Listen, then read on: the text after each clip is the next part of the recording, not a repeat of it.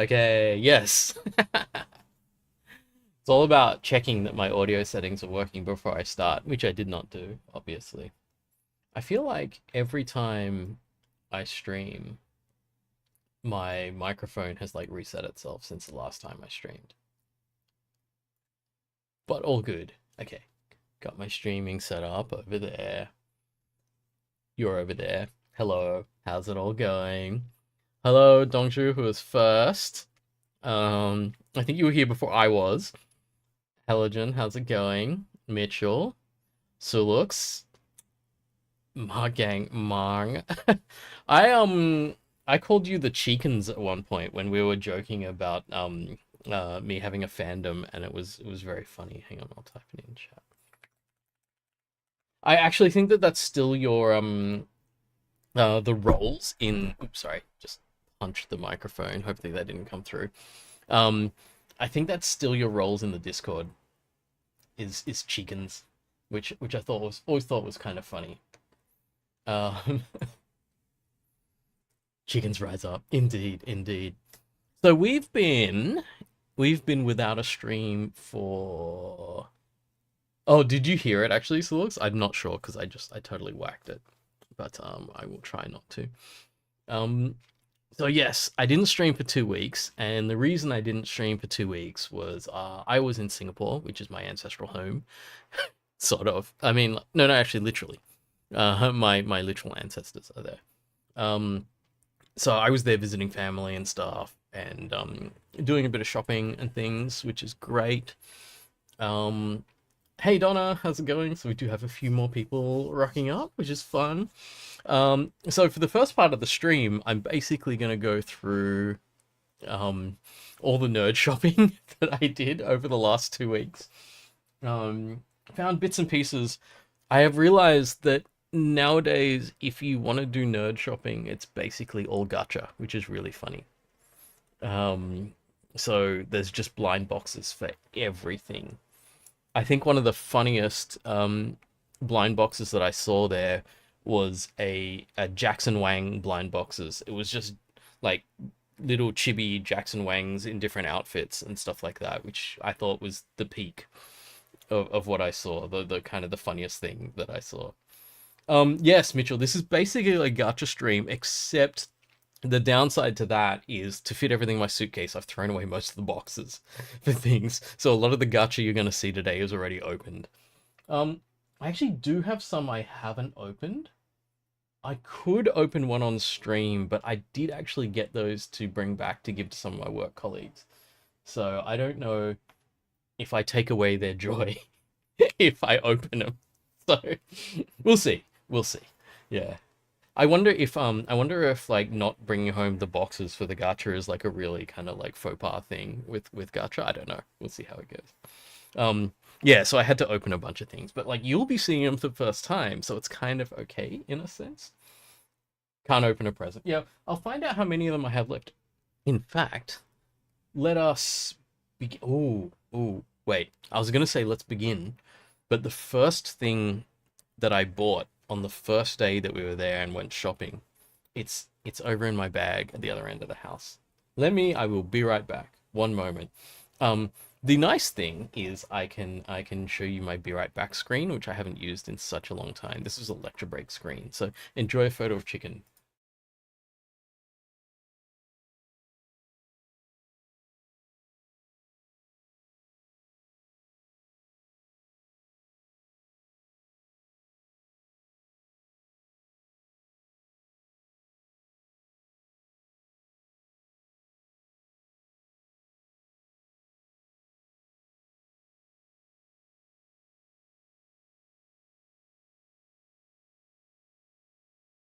Okay, I'm back. I'm back. Hello, hello.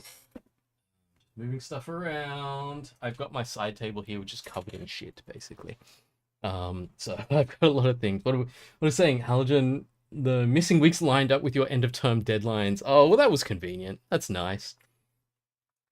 If you kept the little catalog for them, can you show the lineup before which one you got? Yes, I can. I can do that. That's good. That's very gacha-y.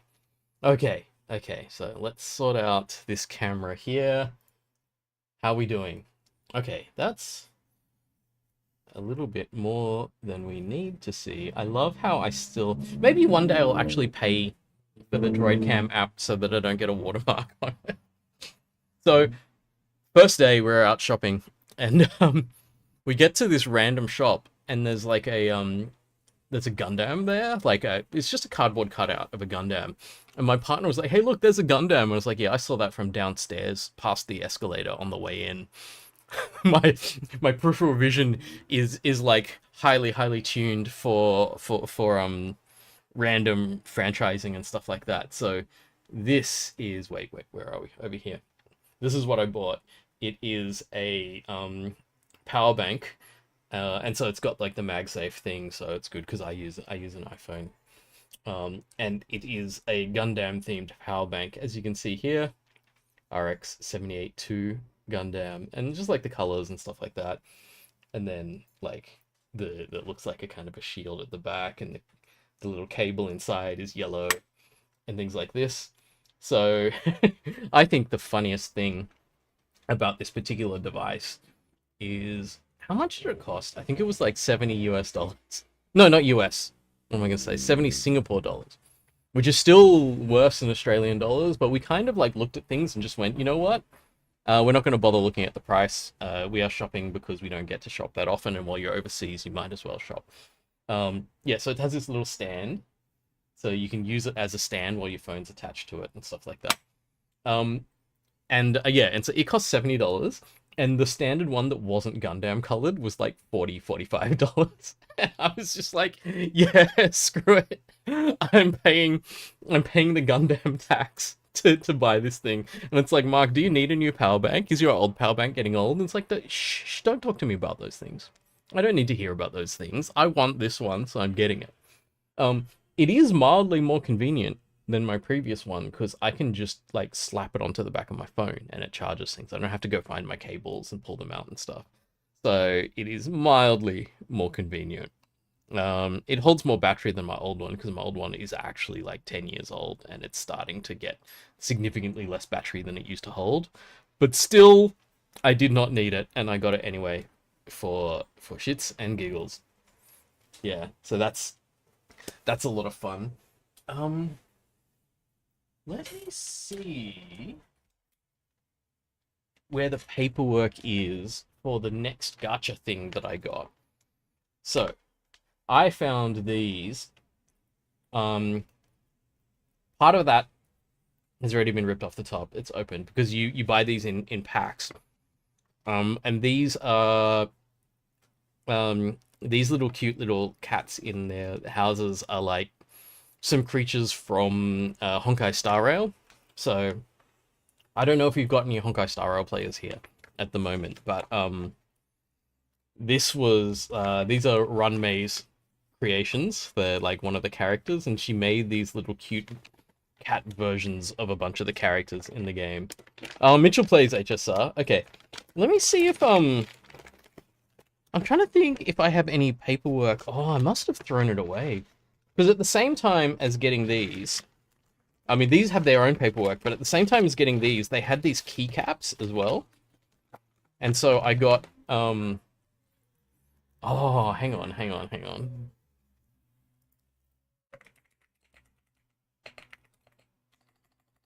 Let me, this scene. Okay. Haha. So I can do it this way.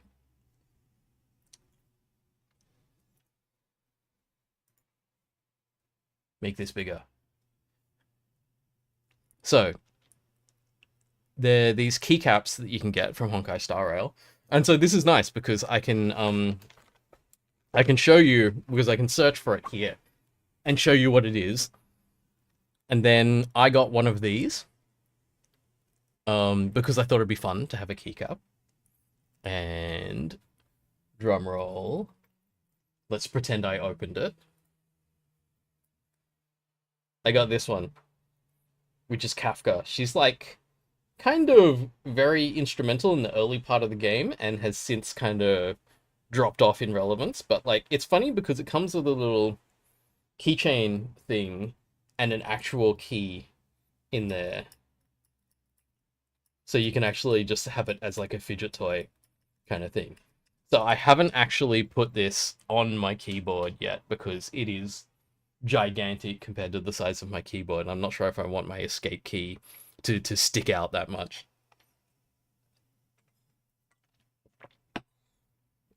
So in that same shop, we found these, and there's a bunch of these little cute little animals, and each one of them is is basically attached to one of the early characters in Honkai Star Rail. So let me because I bought 2 bags of these, and there were 5 in the bag. I basically hey Dongshu, I basically whatchamacallit. Oh, hi Amber. I basically opened one each night from the time I was there. So I will show you which ones I got, and I'll show you. Oh, I'm gonna keep this off camera and show you one at a time. I can't remember the order that I got them, but here's a Kafka, which means I actually got a kind of a set. So I've got her little cat thing and her keycap, which is kind of cool because she's a cool character. Was really interesting character, like gameplay wise as well, but fallen out of the meta recently. But yes, as Mitchell was saying, she is getting buffed soon, so we could see her return. Okay, here's the next one. This one, if I recall correctly, is Blade. I don't even have a copy of him in the game. He's kind of someone who I think I pulled for him once and I lost the 50-50 and I didn't get him. But he's cool. He's also getting buffs and will be coming back soon. I got a March 7th. She is like the poster child of Honkai Star Rail, so it's nice to have her. She's like main character energy in a sense.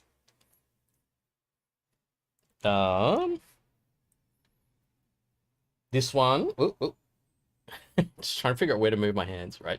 This is Runmei herself, the person that created these. So one of them is made in her own image, I guess. So that's cool. And I got one. This one is actually in a trash can. And that's kind of funny because this is the symbol for the main character, is the person that digs in the trash cans. Because if you in the game you go and you interact with all the trash cans, you actually get these small bonuses and stuff. So it's kind of funny. So yeah, got a bunch of them, and then I have one copy. So I got an extra Kafka. So it's actually I actually did pretty well there in only getting one duplicate out of 6 things. I don't know if that is entirely one bag was guaranteed to not have duplicates or something, but I'm not sure. Everyone loves the bin cat. They're very cute. So I've just got them sitting around at the moment, and I haven't figured out where to put them, but I do have like a bunch of stuff around my desk here. Some of this stuff is actually purchased recently. So some of these things will be appearing in the parade today, the parade of toys. Okay, let me move these out of the way.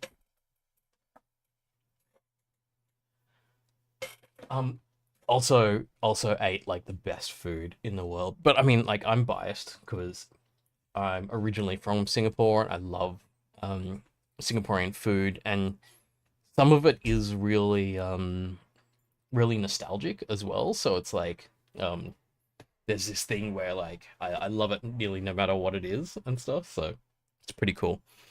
What else did I get? I didn't go to Sentosa, Dongshu. Sentosa's like I guess you'd call it a pseudo theme park kind of thing, right? It's like a little island off the southern end of Singapore, and it's got a bit of like history of Singapore stuff there, but also just a kind of like rides and theme park thing. One thing I did do is go to the night safari in the zoo, where you go at nighttime and oh, you're in Sentosa now. That's awesome. That's so cool. Yeah, I was saying it was so funny. We timed it wrong. If we'd been there at the same time, that would have been really funny. We could have met up in Singapore. What was I gonna say? Actually, I'll go back to face for a little bit. Um, yeah, ate some really good food. Night safari was really nice because it's like you go there in the nighttime and they drive you around the zoo. But they've set up all of the kind of animal exhibits and stuff in the zoo where you can kind of see them all really clearly from where this thing drives past. And so I got to see some like really interesting animals that I've never seen before, like a whole bunch of flamingos. And it's so funny because like flamingos are this symbol of like, you know, like Florida and like fake pink flamingos and stuff like that. But like there, they were like fully real and they were standing around and it made it look like they were fake. So it was kind of funny. Um, and saw a tapir, which is like a super interesting sort of long-nosed slothy kind of animal. It's not really a sloth. I think it's an anteater of some kind and stuff. Some big elephants as well and stuff. So yeah, it was super cool.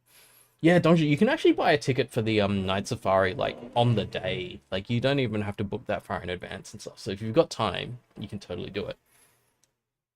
Oh, Mitchell, that's one of the things you haven't done. Do you go to Singapore often, Mitchell? Are you from Singapore?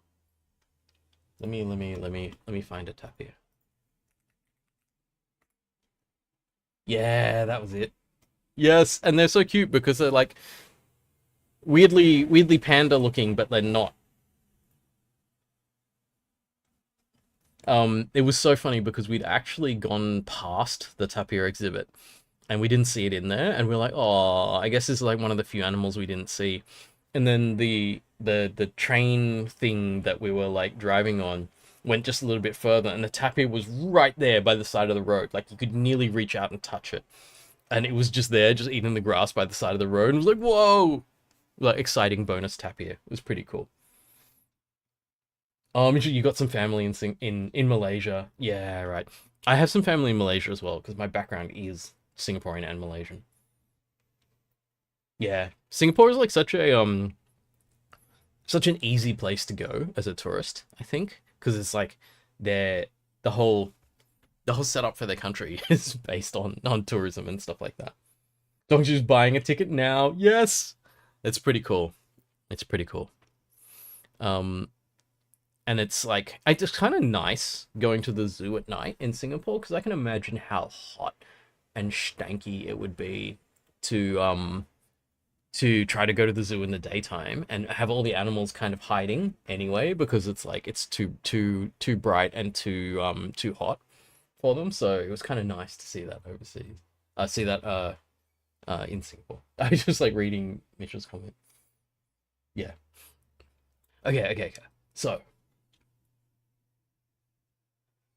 I'm trying to keep this chronological, but I can't remember what I did next. Let me I have a feeling that some of the next things was okay, this is funny because you'll be able to get one of these yourself anyway, because this is like from Uniqlo. But Uniqlo is doing Gundam 45th,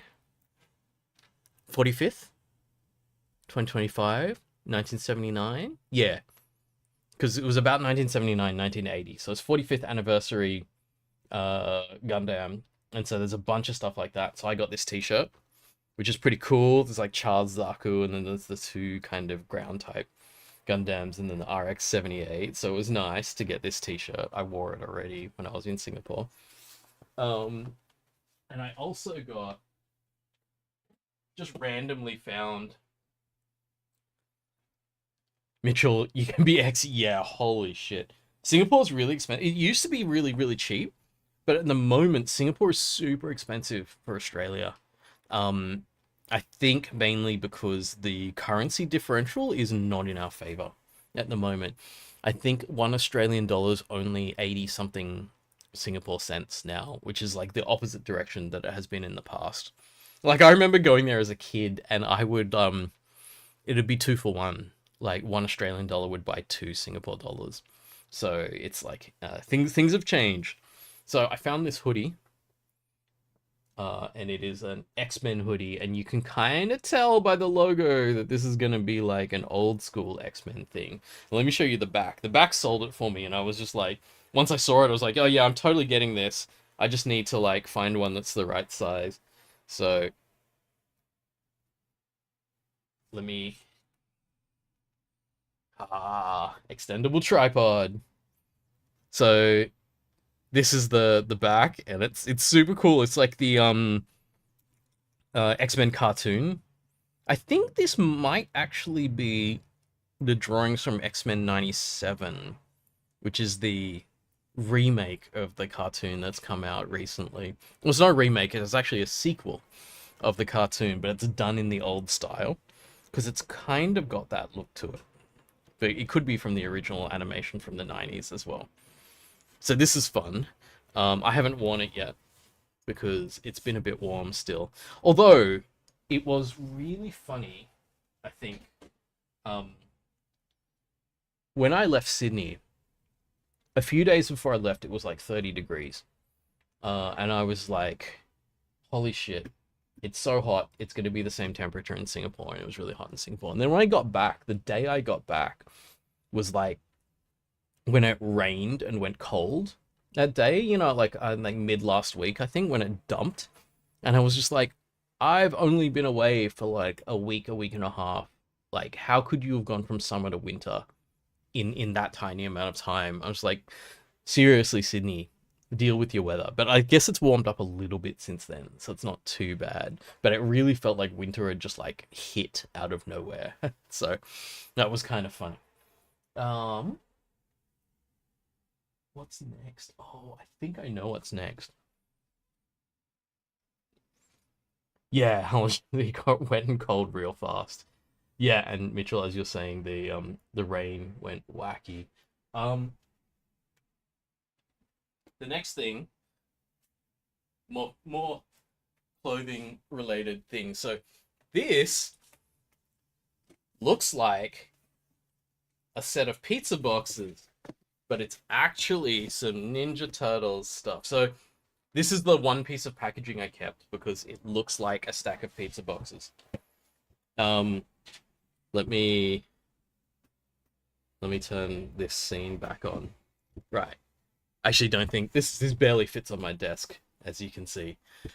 But let's see. Can I push my keyboard out of the way? So, as you may already know, I'm a huge fan of the Ninja Turtles. So this was so similar to the Gundam thing. There was like, oh, there's Ninja Turtles in that shop, and I'm just like, oh, I'm buying whatever that is. I've just got to figure out what it is. And it turned out to be Ninja Turtle shoes. So you open the box and you get a pizza, which is kind of cool. And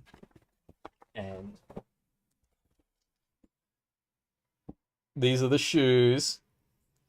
And it's kind of cool because it's got orange, blue, oops, kick to the microphone, red, and purple. So you've got the colors for all four of them on these.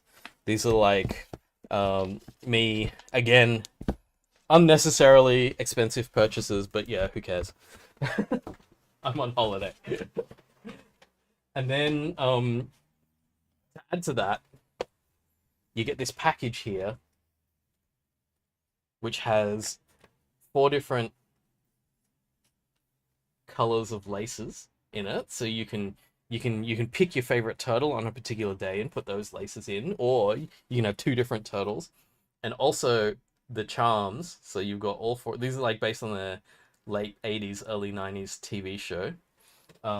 You can put the charms on the laces, and there's like, what do we got? We've got a pizza, TMNT, and then like a little like that.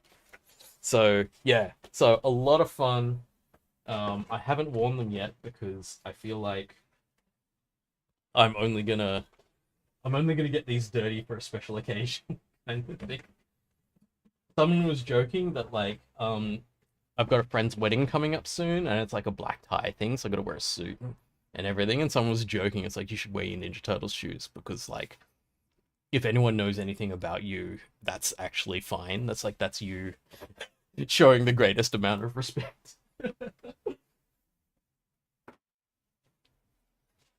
I'm not sure if I will. I will probably try to try to dress appropriately for the friend's wedding rather than trying to upstage them with my cool shoes.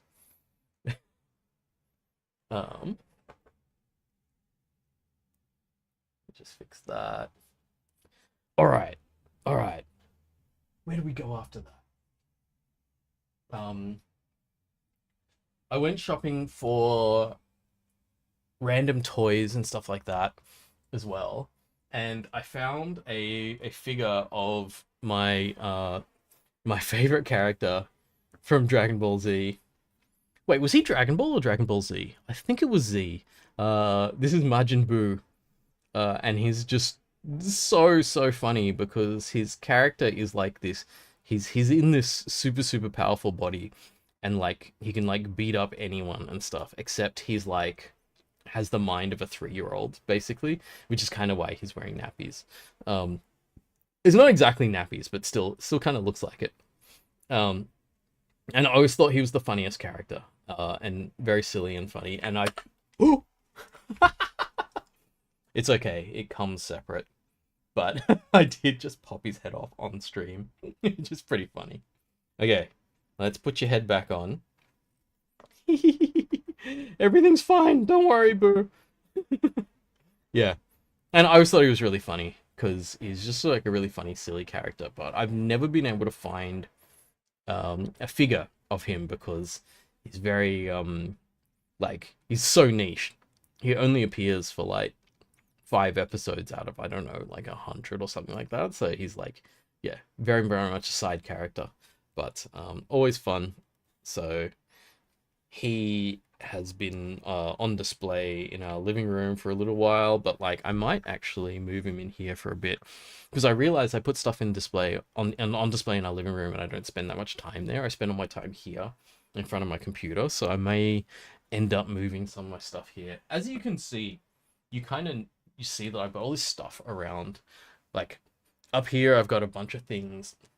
Like, wait, let me get the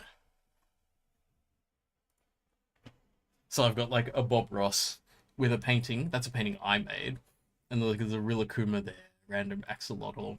And there's actually Lego of a Rilakkuma there and some artwork my partner made and stuff. So there's like a bunch of like, there's a little shrine of stuff there. But in front of me here, there's also a bunch of little things. A lot of them are things that I just bought as well, which is kind of cool. Okay. What else? Okay, while we're talking action figures and things, I also get into Warhammer action figures. So I found this random uh, Warhammer figure, and I bought it because I like the beaky helmets. So this one's actually on display on my desk already. So this is it here. And I love the style of this because this is in like it harkens back to the very old and very kind of silly dorky looking Marines with their studs on their shoulder pads and stuff like that. This is kind of what a little bit what they looked like in the 80s, but it's been modernized to kind of have a more realistic shaped modern aesthetic to it and stuff. Halogen, yes, that is a Bob Ross. Let's go back through some really old stuff.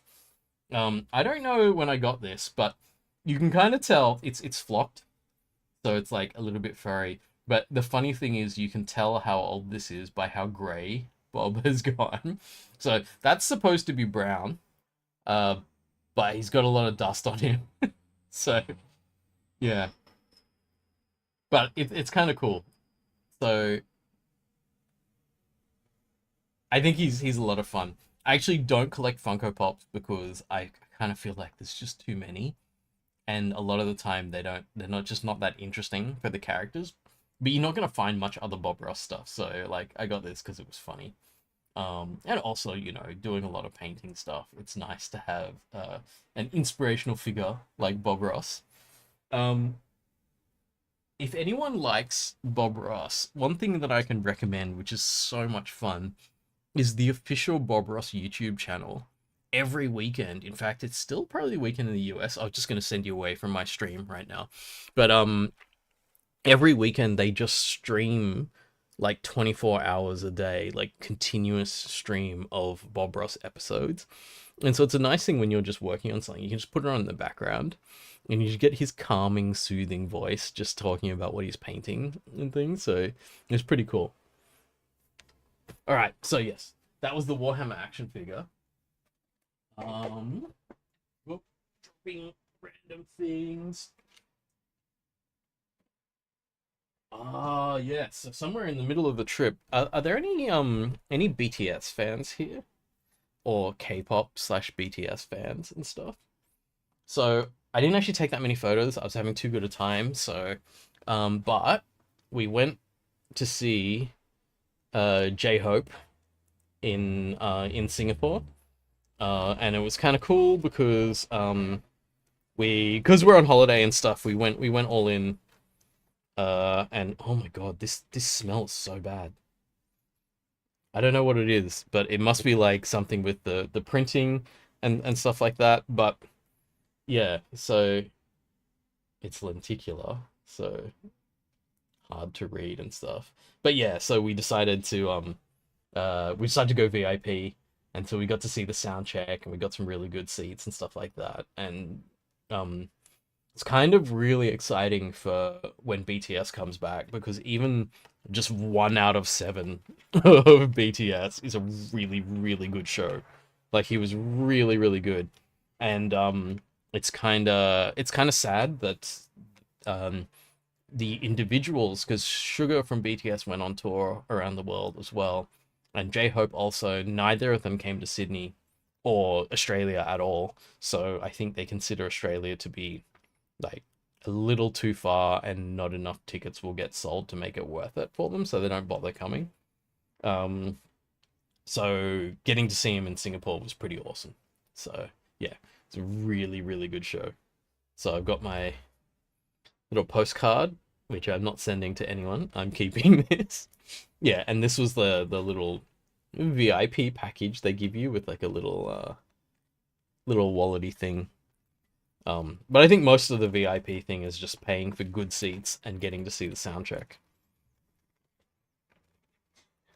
I think the funniest thing about seeing the sound check though is that we were there, um, see the sound check, and it's kind of nice because both myself and my partner used to work on stuff like the reviews on campus at uni, so we've actually got experience with sound checks and like theater tech and stuff like that. So um, we were both excited to see what they were doing and how they were tuning the sound on the way in before the show started. Except the downside of being there for the sound check is it's like they do the sound check and they're like 15-20 minutes. And then it's like 2.5 hours later before the show actually starts. And there was nothing else to do. We were just like sitting in our seats, just going, oh well, whatever. There's a little bit of food there, but it's not great food. It's just random stadium food and stuff. And there wasn't really anywhere to hang out outside.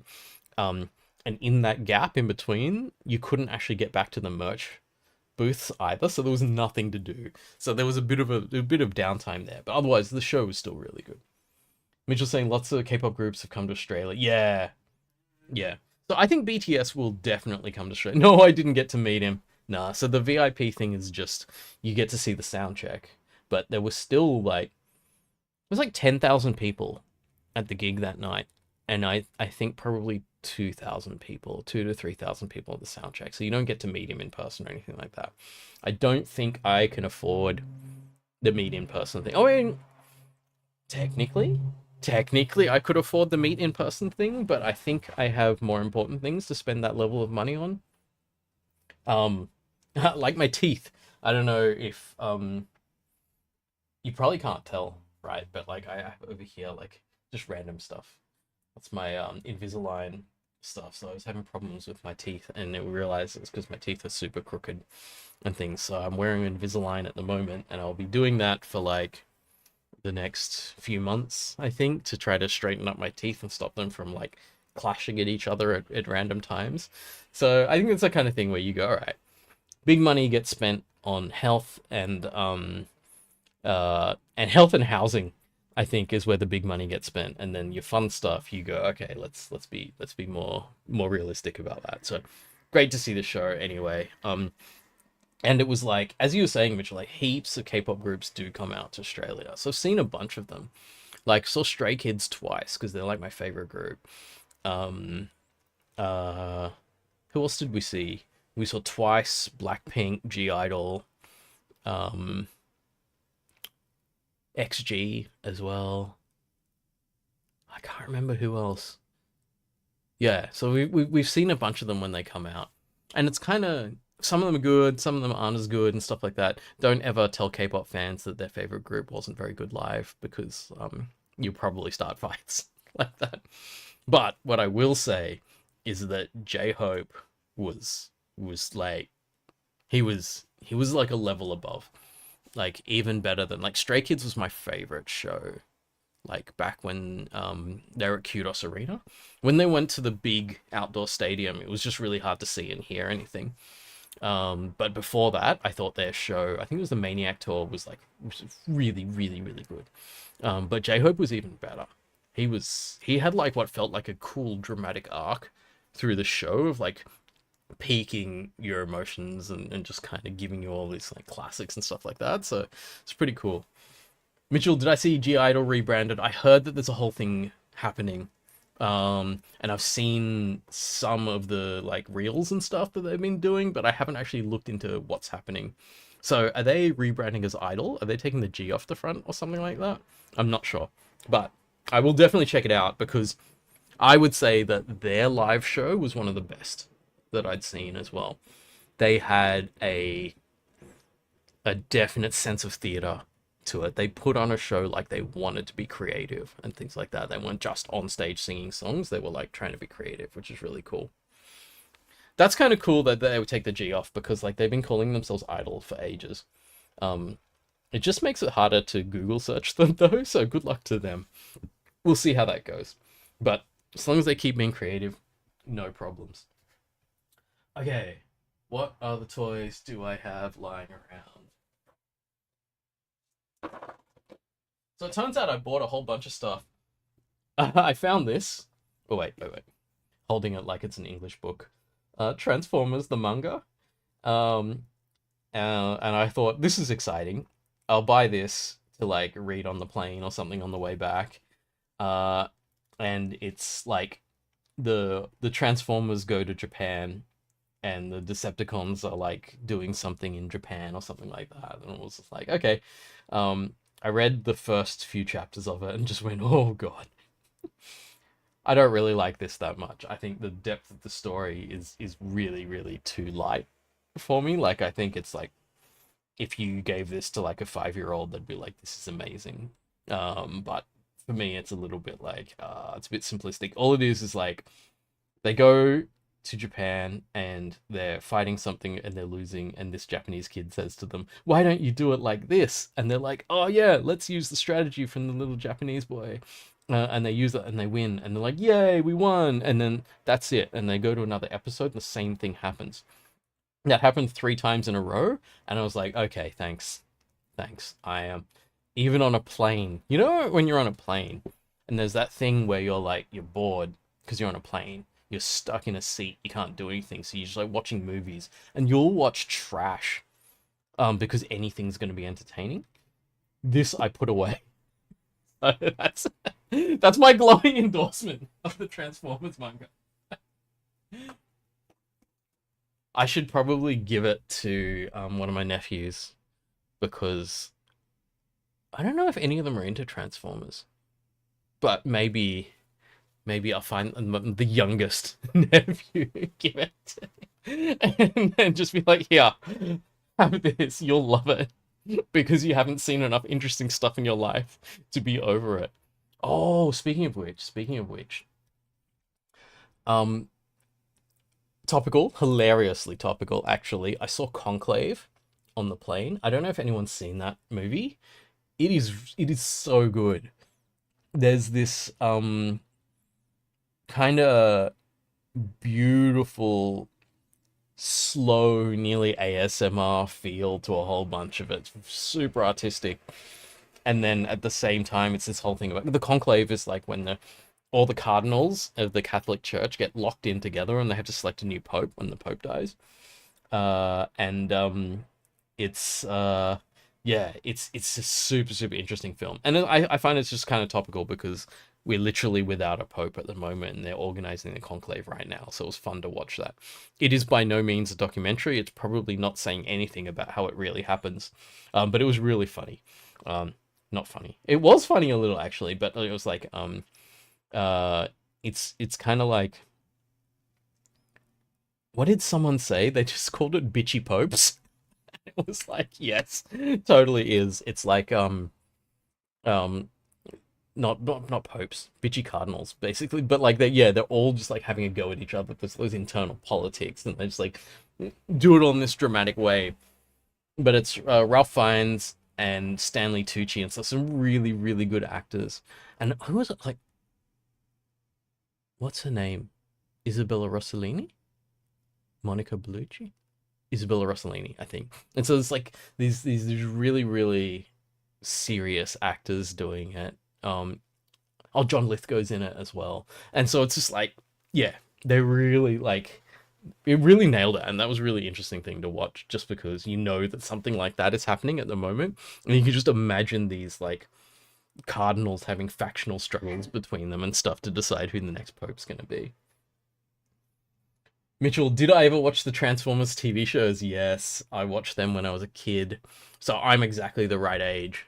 So you know how certain franchises come back. So you would have seen over the recent years, basically Michael Bay, whatever Michael Bay wants to make money on, he appears to be tapping into the right eras for when I grew up. So he did both Transformers and Ninja Turtles. And Transformers was mid 1980s, I think, and they were the biggest toy that existed back then. And then Ninja Turtles were late 80s into early to mid 90s, and they were the biggest toy in that era. So I grew up through that era, and I loved them both, which is why I ended up with a whole bunch of like random stuff from those franchises. Oh, speaking of which, there was another gacha.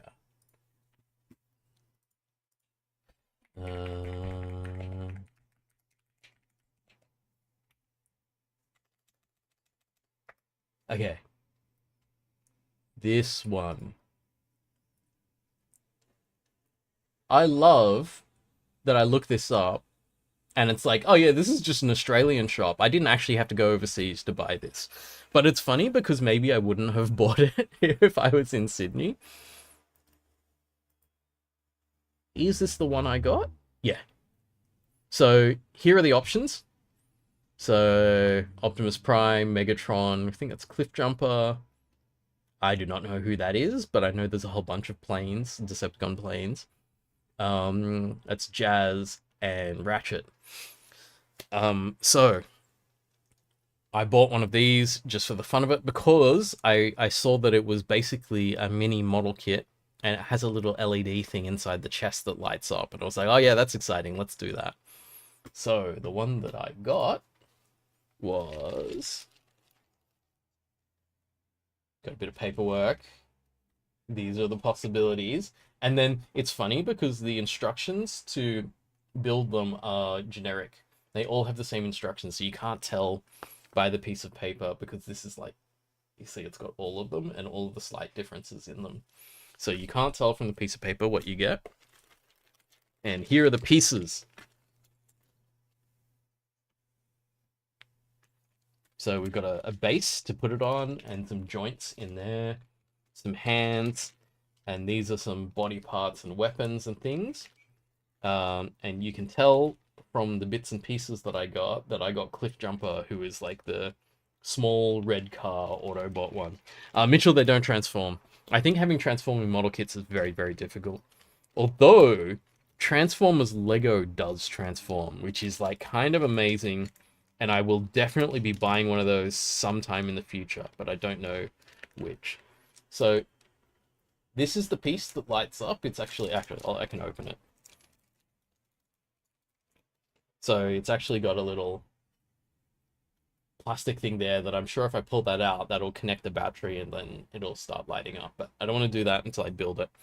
Um, I have, by the way, I have a lot of transforms. I don't know if people saw, there was this brief moment where I was on TikTok, um, and I actually did a an office tour on TikTok of my office in CSE. So when I had an office there as a lecturer, everyone else had like all their textbooks and research and all this kind of stuff around the walls, and I just put up toys.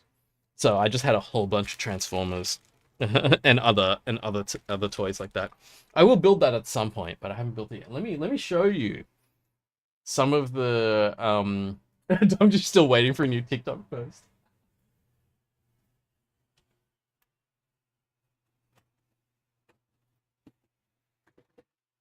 Uh-oh.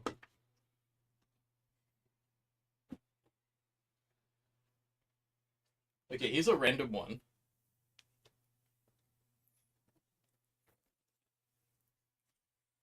I can't remember where I bought this, but I think it was either Singapore or Japan. This is Predaking.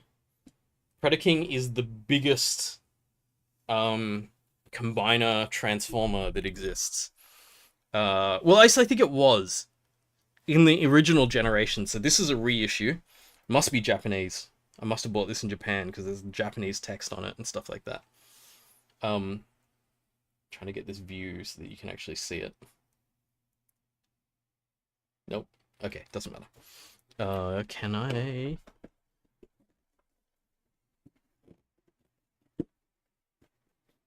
I can't remember which side I opened this from. But yeah, this is oh right, you don't open it from the sides. I wish I had more display space in my house, but I don't, and so I don't often get this out. So these are, so there's a lion, a bull, an eagle, a rhino, and a leopard tiger kind of thing. And this was really particular in terms of transformers that combined together, because each of these was a large scale transformer rather than a smaller like blister pack transformer that they had. So I should get back in shot. Yeah, so this means that when you put these together, it stood a lot taller than Devastator, which is the most famous combiner. When I was a kid, I had, I think, 3 out of the 5, and I never managed to complete the collection. So when I saw this thing in a shop in, it must have been in Japan, I was like, yep, I'm picking this up. And I've already devalued it as a collector because I put stickers on it, but I don't care. So I put a lot of these the stickers on it because I'm just like, no, I want this for me. I'm not gonna get this to sell. I kind of have that attitude towards like super collector's item things that like I'm not there to try to make a profit from them. I'm there because I want to appreciate them. So it's kind of like when I get collector's things, I'm the last person that is going to collect that piece because I'm going to open it and I'm going to use it.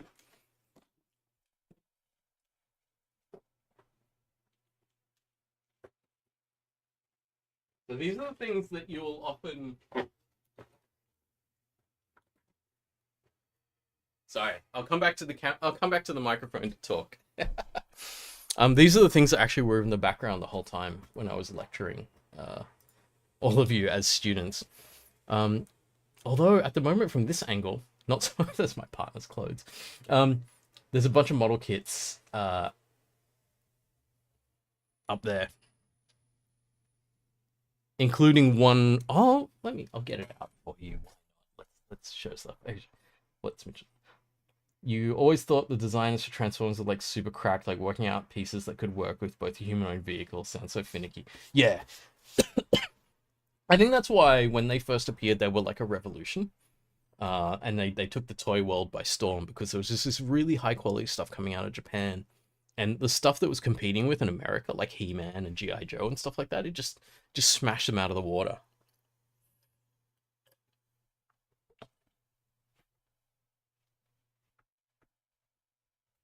I'm just gonna.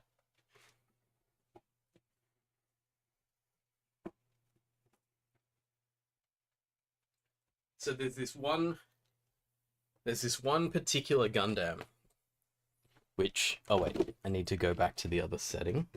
I haven't started building it yet, but this is the Gundam Factory um Gundam, which is an exact model of a Gundam they built, the life-size Gundam they built in Yokohama. So I was there, got to go up the gantry by the side of it and watch it move, and it walked, and like all these lights came on and stuff. It was like super, super cool. Seeing the actual moving Gundam and stuff, and getting footage of it and all this kind of stuff. And so I bought the kit of it. This kit is now out of production because the Gundam has, like, it's done its time, and it's like you can't have a giant mechanical thing like that survive that long out in the weather and stuff like that. So they've packed it up and taken it down. I think it was there for like 5 to 10 years. Like, it was still there for ages. But yeah, but it's gone now. So this model kit is now steadily going up in value by the day. I'm sure they'll bring it back. Yeah, Mitch. They'll either bring it back or they'll build a different one. Because like they would potentially do that. So yeah, so this is exciting to own this, and one day I will build it. So all the bits and pieces. It is apparently around the level of a master grade Gundam, but I'm not 100% sure. I've got a friend at work who's like super, super Gundam aficionado, and so he told me how valuable my stuff was, and I haven't built it yet. Okay, I go put this away.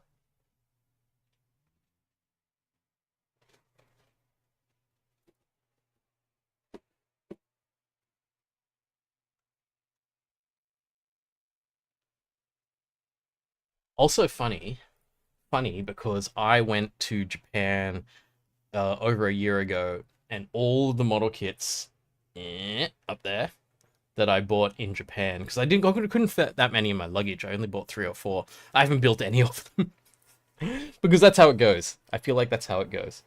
Um, okay, what other gacha did I buy? Oh yeah, I got one other gacha, which is just a random one.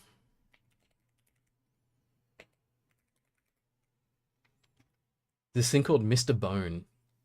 Um, I didn't know what it was, but it just kind of looked cool. And I was like, yeah, sure, I'll get one of these.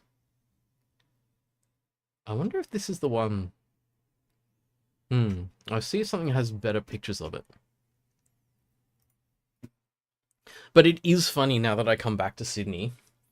And I'm like, oh yeah, there's all this stuff, and I could have got it anyway. But I guess it's kind of like if you've got access to what's it called, AliExpress, you can get anything you want. So is this the one? I'm pretty sure this is the set. Oh yeah, I can totally recognize it because it's on the desk in front of me. So there was just this really cool character in like a million different colors, and these little demon masks, you can swap them out between the skull mask and the demon mask. Looks like an NFT. I'm pretty sure gacha blind boxes are just the physical manifestation of that idea and that art style. I feel like that art style got definitely picked up in NFTs. So yeah, I thought this looked cool, and I was like, sure, let's get one. And I got this one. So this dude just kind of sits on my desk now. The headphones are kind of fun because they're just magnetic. So they just kind of stick on like that. And you can take it's got a little gun and a Game Boy, because those are the, I don't know, symbols of whatever. And yeah, so it's just a cute little thing that I bought randomly. And you can you can take its mask out and replace it with the other one. Like that. So that's fun. Oh wow, you searched it and there is an NFT series as well. That's funny. Actually, when you think about it, maybe I didn't want to maybe I didn't want to put money into that. If it's an NFT thing. But I feel like there's going to be plenty of artists who probably got involved and were just like, all right, there's a whole thing. People are weirdly paying exorbitant amounts of money for my art, so I guess I will get involved. And I feel like it fits so well for the what's it for the idea of uh blind box stuff where you just have like it's all the same but with different paint. That's exactly the same kind of attitude you're gonna get with NFTs. It's like there's all just different colors, and we'll just sell multiple copies of exactly the same thing and see if we can make money out of it. I'm pretty sure the bottom's fallen out of that now, right? Like it's like people are like the entire thing of NFTs was basically a scam for people to make money out of other people. And so it was just like whoever could control the market was just going to make money out of it. People are going to put a whole lot of money in and not get all their money out, and someone else makes money. Because I think that's kind of how they went. How most scams go. I feel like that's all of the what do they call them? The shit coins? Like not Bitcoin, but like all of the coins that the random currencies people make up to like basically get people to commit money to it, and then they will like drop the bottom out of that market for them, and then like someone who was in first gets the money, and then they leave. Just like a standard Ponzi scheme, basically. It is funny seeing now that I can see I've just got like hang on, this, and I'm just like, oh, they're only $24. I could get another one of these. I'm just like, actually, $24. I could get a bigger, more genuine model kit for that. I probably don't need to. But there's a part of me is like, oh, just buy more stuff. But that's the funny thing is the second I set foot back in Australia, I'm just like, no, don't buy that. That's random. And it's funny because you'll buy all this kind of silly stuff on holidays. But when you get home, you're like, nope, we're back to being responsible again. I do have a few more things. I found some Zenless Zone Zero merch. So I got this acrylic standee of Ben.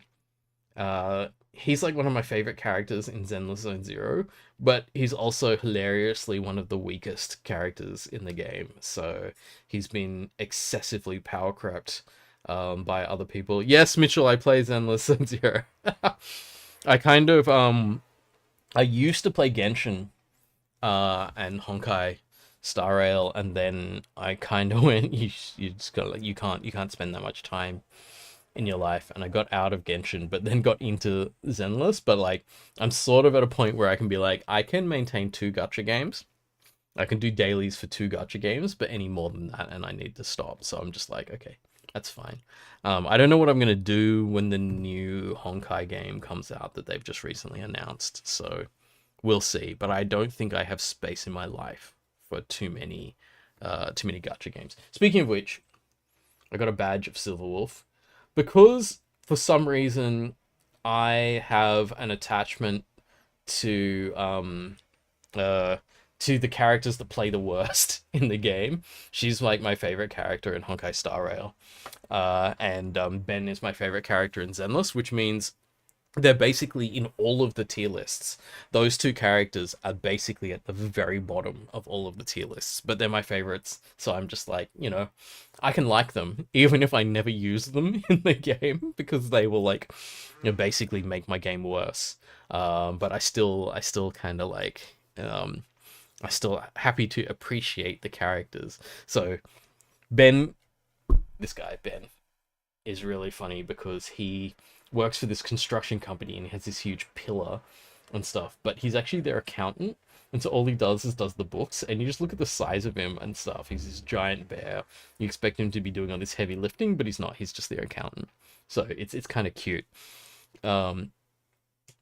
And Silverwolf, her character is she's like this hacker gamer kind of person. So she's like always just kind of like, yeah, whatever, don't care, hacking stuff and like turning up where she's not supposed to be and things, and it's like kind of cute. So, um, she's my favorite character. And as you said, buffs coming, so they're changing the way her character works in the near future. But I don't have that much hope. I think it's more copium than hopium at the moment, as to whether she'll actually become magically useful again, or she'll just be buffed a little and it won't make a difference.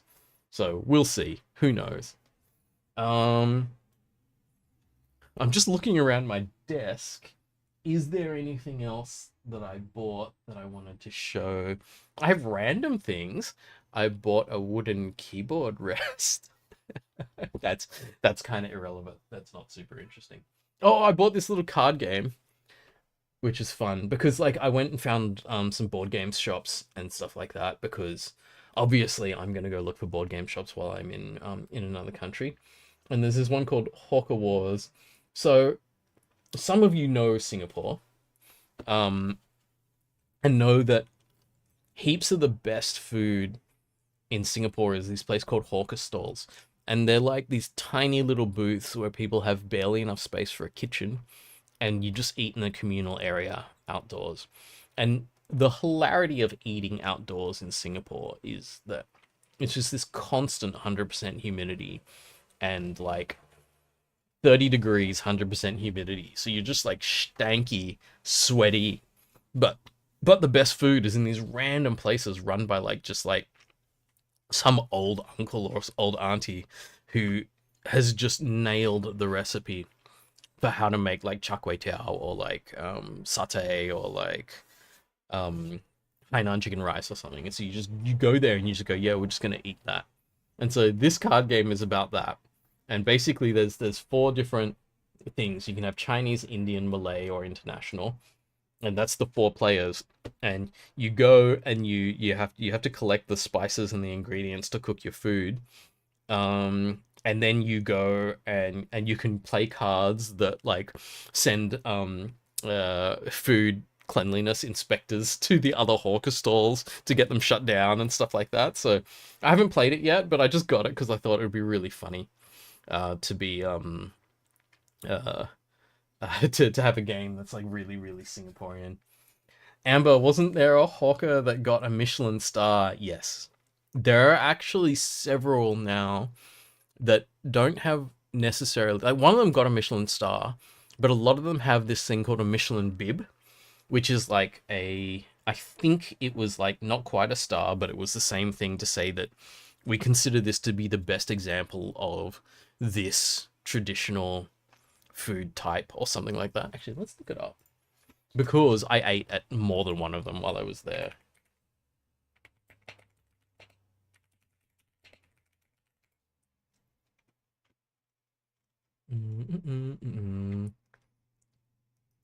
Hoka-chan dropped Chan's stall from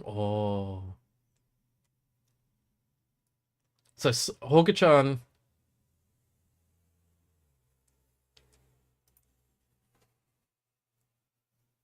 where to eat Michelin star street food in Singapore. This is from February this year, so this is quite recent. Yeah, they're like, go early, queue up, bring cash.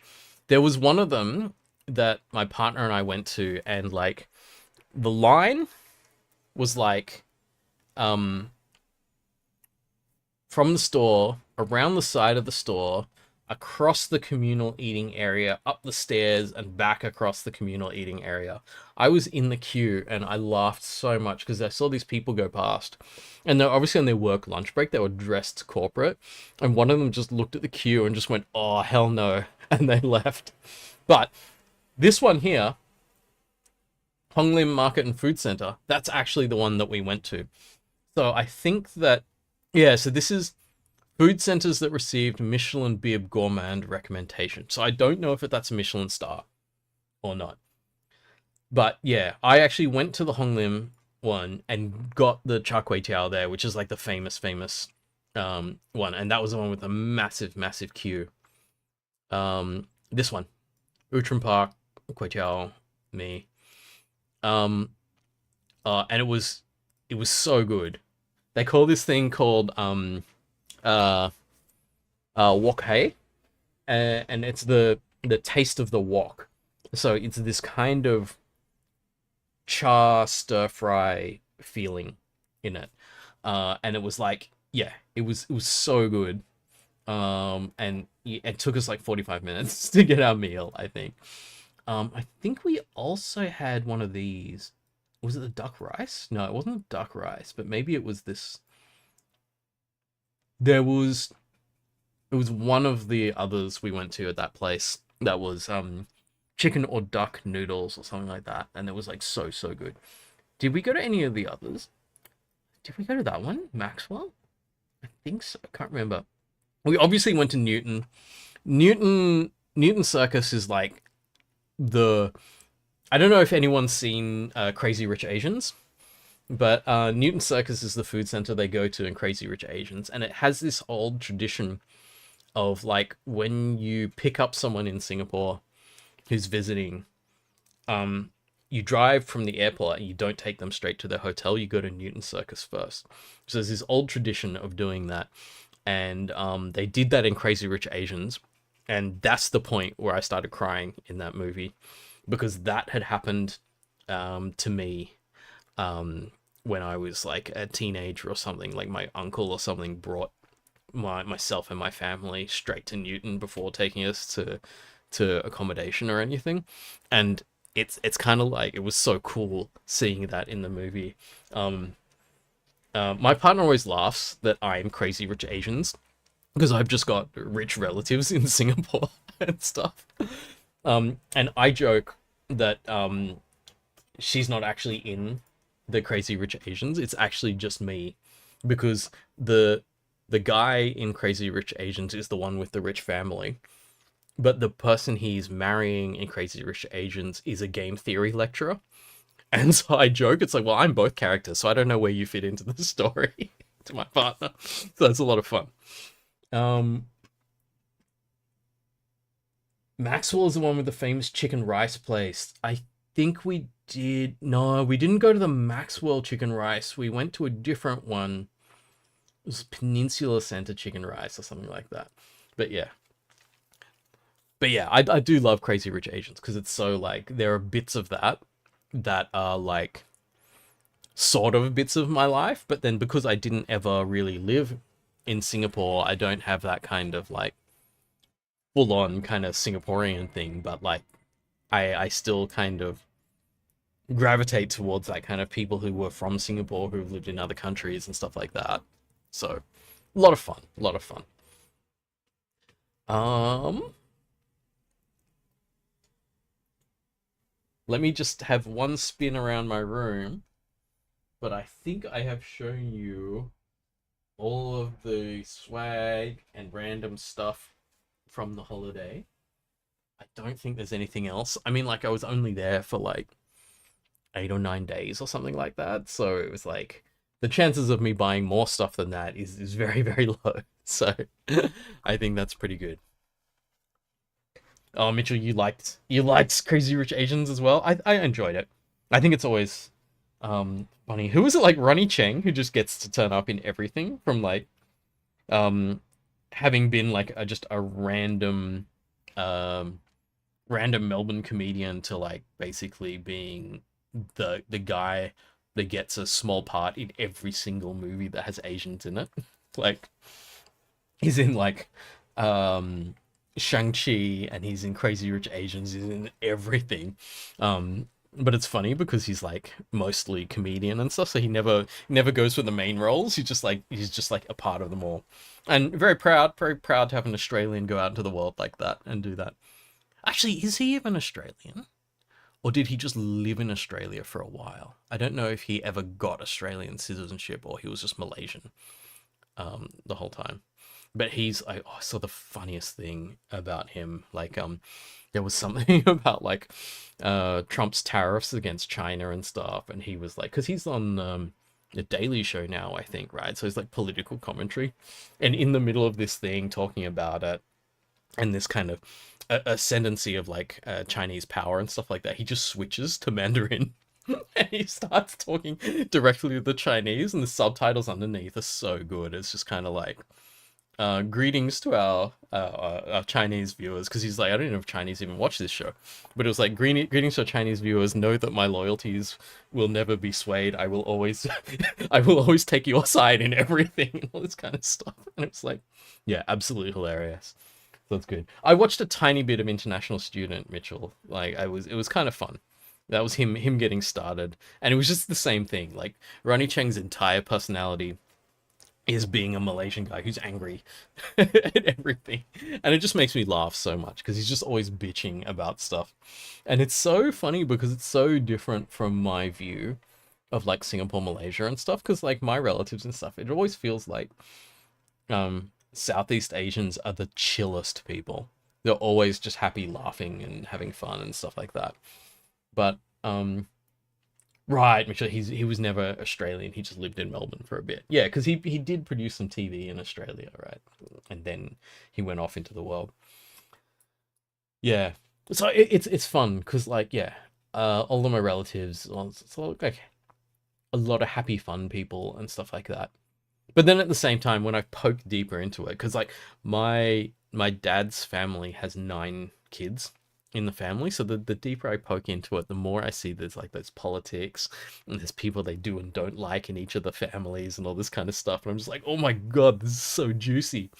And I get to be kind of neutral because I'm distant from it, because I'm like part of um the one family that moved to Australia out of all those families, and most of them are in the area still. Most of them are either Singapore or Malaysia.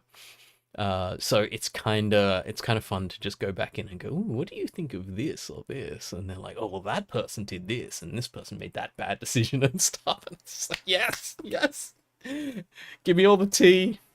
Yeah, so it's a lot of fun.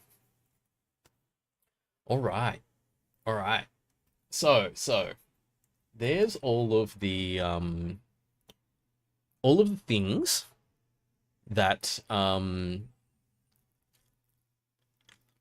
that I did on holiday, and I hope that was enjoyable. Next up, I was going to have a look at Godot and see how that works as a game engine, and maybe do a similar thing that we did with what was it called? Love 2D. And just go through its onboarding and see what that looks like. Actually, give me a second. I've just run out of water. I'll be right back.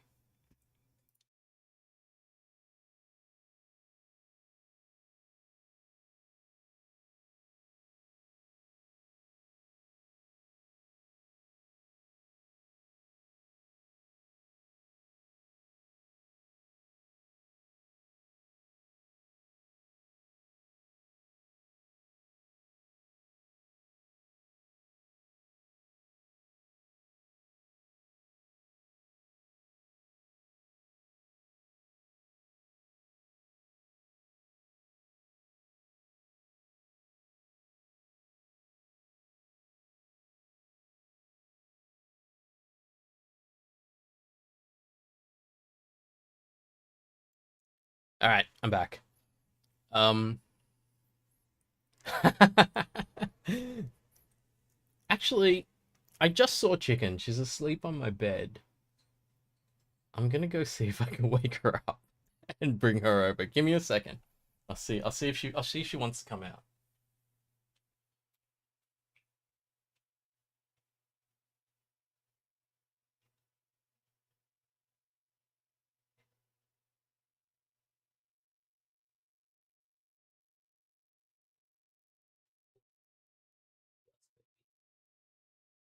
Yes.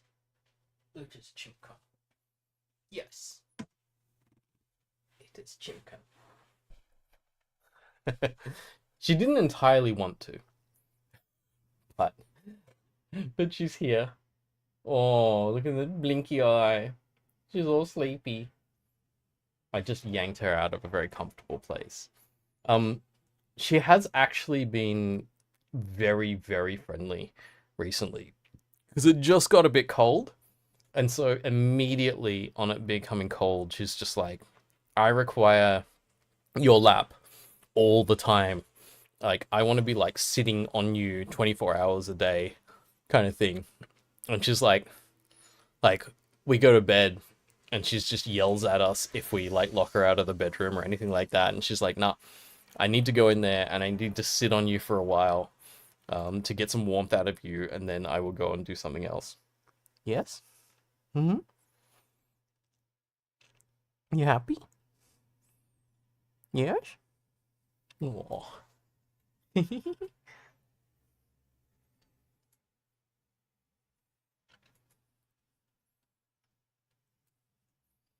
walking around on my desk now. Where are you going? Where are you going?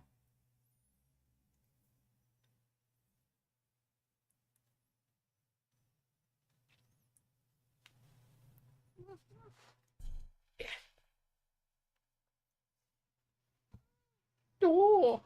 I don't know if you can hear that. She was beeping.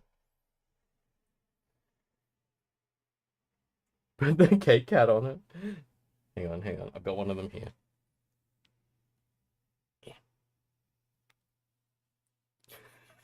Yeah. This is abuse, and I would like to complain to someone about this abuse that I'm receiving.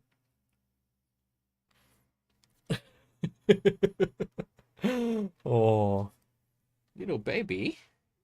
Yes. I wonder if she'll hang out on the thing behind me. Turn on chicken cam. Are we? Nope. She has rejected me. I feel like she actually had a really nice comfortable spot on the bed before, and it appears, looking down the corridor, oh, she's not going straight back. She might be going for a bit of food. We'll say hi to my partner before she heads back in. All good. All good. All right, let me put away my phone. Oh, if only I had some kind of power bank to charge my phone with. Completely unnecessary because I'm actually at home. I can just literally plug it in. Oh, oh, chaos. Dropping things. Alright, put my phone away. Did you get to see the beans? Yeah, she's very cute. A good friend of mine just got a new cat, and they have how old is she now? 7 or 8 year old daughter, and it was so funny. They just sent us a photo of her just holding the cat, and it was like the cat is not entirely happy with the situation, but it's kind of like you can tell that the cat's gonna be okay with it. And apparently the cat's only like 6 months old or something like that, and they found the cat sleeping underneath the dunas with the kids, with their two kids, and it's like that's so beautiful. It's like perfect. The cat's bonding with the kids already, so it's really nice. Mitchell, does magnetic charger get super hot? The charger doesn't, but I've noticed the phone does. So it's not perfect, and I actually added a ring, which is annoying because it actually changes what my case looks like. But I added that ring to it, which is then magnetically makes it hold in the correct position. But I'm wondering if maybe when I'm using the magnetic charging thing, I shouldn't have a case because I don't know how much difference that 1 or 2 millimeters makes. Like if that pushes it further away from the magnetic field, is that something that makes it less efficient, causes it to heat up and stuff like that? I don't know if that's how that works or not. If any of you are actually like electrical engineers and know how that works, that would be cool. Oh, it has an inbuilt fan. Wow. I didn't think it needed that level. Like, where is it? Yeah, because this one is just uh, it's just under a sheet of glass or plastic or something. You have a specific case with the MagSafe strips. Yeah, I was wondering if I should get a new case. Um, but this one's Silver Wolf's. This is her. This is her Game Boy. So it's kind of like it's like the whole like I've got my toys. So I don't know, but maybe I should get a more official one that sits in exactly the right spot. Pretty sure that ring's in the right place, but like a more legit MagSafe one. We'll see. We'll see. I often sometimes I like get myself into gear and I fix my stuff and I get it all working well. Sometimes I just sort of leave things for ages and then kind of fix it later. So we'll see. We'll see where my ADHD brain lands on actually getting this all sorted and working properly or not. Okay, so what are we 9:20? So we've got like if I stick to my kind of roughly 2 hour long streams, we've got another 40 minutes to play around with Godot. So I have already downloaded it. So I've already done the download. And there's docs here. Introduction's probably telling you about it, but getting started is probably where I want to be. This series will introduce you to Godot and give you an overview of its features. Following pages, you'll get answers to questions, blah. Is Godot for me? That's a question I have. Or what can I do with Godot? Yep, I would say I have that same question. So this is we're in the right place. We will then introduce the engine's most essential concepts, run you through the editor's interface, and give you tips to make the most of your time learning it. You can kind of see. Oh, wait. I love how I'm not on the right scene, so you can't even see what I'm talking about. You can kind of see here that I've already clicked on this. So I have had a quick look at this after installing it, but I decided not to go any further because I kind of want like everything that I do for this game project to be on stream, so you can kind of see everything. So I only do stuff off stream if it's like installing things and things like that. That's kind of just like normal business as usual in a sense. I don't know what happens later on when I sort of get deeper into dev. I may make some things during the week and just be like, okay, let me show you what I made over the week, because I don't know if you want to like just watch every single line of code that I write. That's probably going to get a bit boring. But anyway, here we go. Introduction to Godot. This article is here to help you figure out whether Godot might be a good fit for you.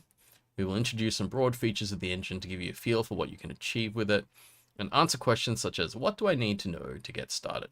Okay, cool. This is by no means an exhaustive overview. We'll introduce many features in this Getting Started series. So, Godot is a general purpose 2D and 3D engine designed to support all sorts of projects. That's good. Create games or applications you can then release on desktop or mobile as well as on the web. Mitchell's asking if there's any games that you'd know made in Godot. So, some examples of games created with Godot include X Zodiac and Helms of Fury. I hadn't heard of either of those. You can find many more examples in the official showcase videos. Let me just Google games made in Godot. Okay. This has much more famous games. Cassette Beasts, which was a Pokemon-like game. I think it was, or at least it was about capturing creatures and using them kind of thing. Brotato, I think that's quite famous as like a kind of it's like a twin stick shooter, I think, but it's like a roguelike action game kind of thing. Case of the Golden Idol, this is the one that like when I saw this that popped out to me immediately, was like, okay, this got really famous. I've actually downloaded that on my phone and haven't played it yet. But I really want to, because it just seems like it'll be really interesting, and it's meant to be really good. Luck Be a Landlord. Why do I know that?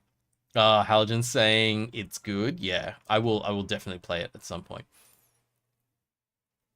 Roguelike deck building video game Attempt to pay their rent using a customizable slot machine.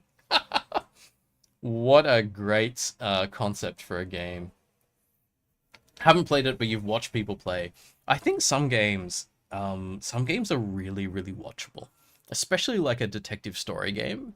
It's kind of like you don't need to play it if you watch it. There's certain games that are just like you're gonna get everything you could get out of it by watching it. Some games I feel like I want to play if they're really gameplay focused. You know, the feel, the moment to moment movement, the real time stuff. I want to feel that mastery that I get of it. Those games I may want to play. But games like this, where it's like the beauty is in the story and the way it unfolds and stuff, I'd be like, yeah, I don't have to control that. I think I could get full value out of watching it. Cassette Beast looks cool. Yeah, I remember Beasts being something that like hit the media in an interesting way, and it was kind of like the how do I say this politely? The quality level of recent Pokemon games has left a really, really big opening for people who can do really creative things with creature battling based games. There you go. That's the nicest way I can say that. Hal's just saying, being a puzzle game enjoyer is rough because sometimes you have to skip out on playthroughs because you want to play them later and don't want solution spoilers. Yeah. I have a funny thing because I'm very action game based. Like I love my shooters and stuff. Um, and because I haven't played Last of Us, I haven't watched any of the TV series. And I've heard the TV series is fucking amazing. And I haven't gone anywhere near it because I'm kind of like uh I'm kind of sitting back and going, I can't watch the TV series until I play the game. And I'm not playing the game because I have so many other games that I'm playing and so many other games on my list of games. So it's kind of like weirdly we'll end up not watching what is apparently a really good TV show just because I haven't played the game. So we'll see how we go with that. I know Deponia as well. Is that a adventure game? Yeah. I thought this might be one of those ones where you build a shop, but it's something else. I'd heard the name. Yeah, so there's heaps of stuff there. Popular games made with Godot. That's 2 years ago, so I don't know. Official showcase page.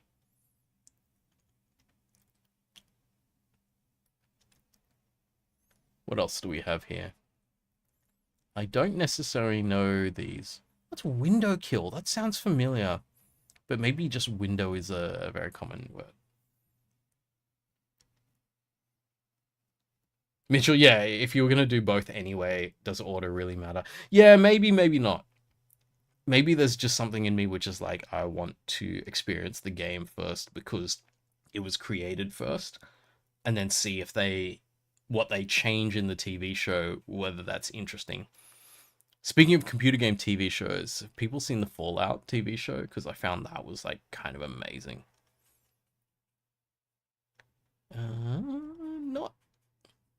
Not City Game Studio. This looks like Game Dev Simulator or something. Okay, I'm not necessarily seeing anything else here that I know. That doesn't mean they're not good. I just don't know them. Boxshot Roulette? Where was that? Where was that? Did I scroll past it? Four-way multiplayer table. Bargain, beg, betray. Become the ultimate victor, walk away rich.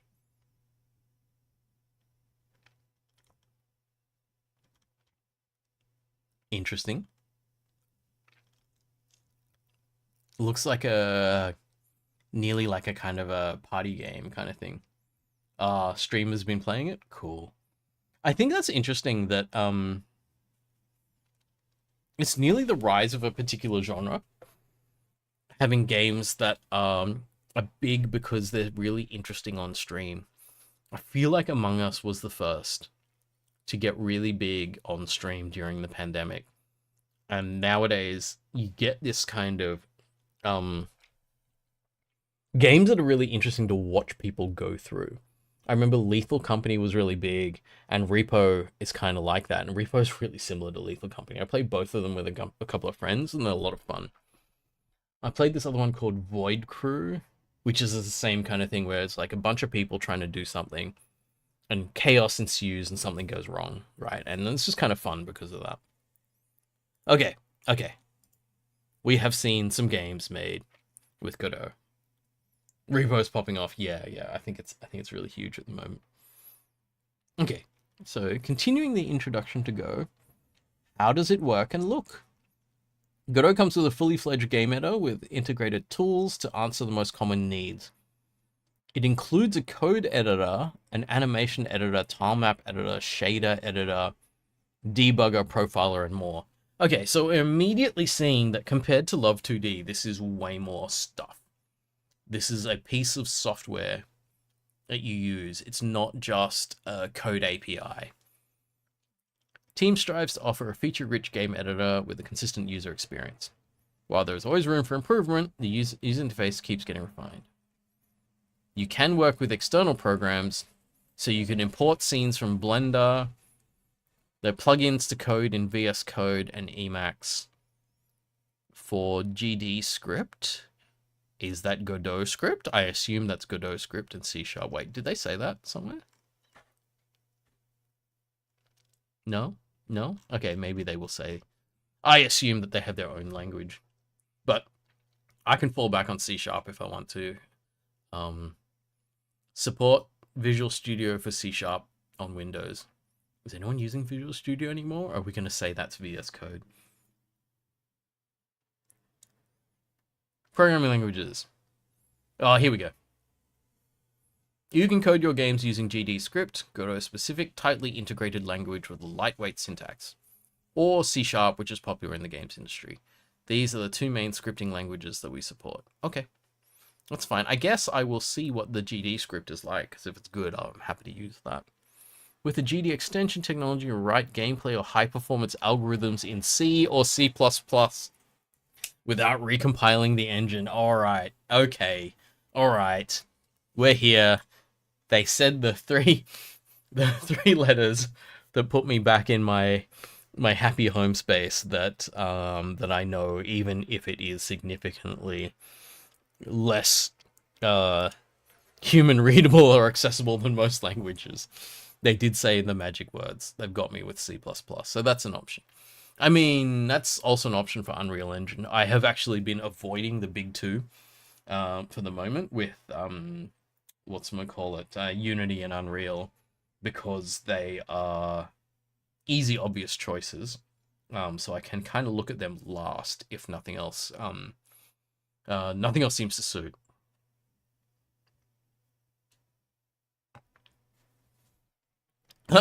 You can also directly add modules and features to the engine, as it's completely free and open source. Okay, I'm not necessarily going to hack the engine itself. Okay, what do I need to know to use Godot? I should skim over some of this. You need good programming foundations. Okay, so they're saying you may have difficulty with this if you're not already a programmer. I think that's okay. We're good. I have been a programmer at times. You'll benefit a lot from knowing how to think like a programmer first. Godot relies on the object-oriented programming paradigm.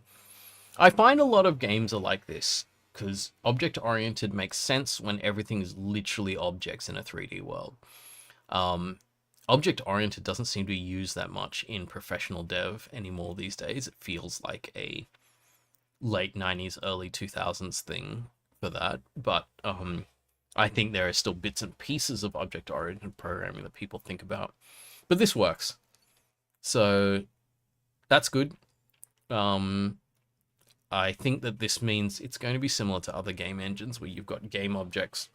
Game objects have functions inside them that can do things and behaviors and stuff like that. If you're entirely new to programming, we could recommend CS50 OpenCourseware from Harvard. Yeah. CS50 is the famous one. They're like the cooler version of me, basically. All right. We will provide you with more Godot-specific learning resources in learning new features. All right, let's continue. Learn to code with GD script. You can write using GD script and the C# programming languages, blah, blah, blah.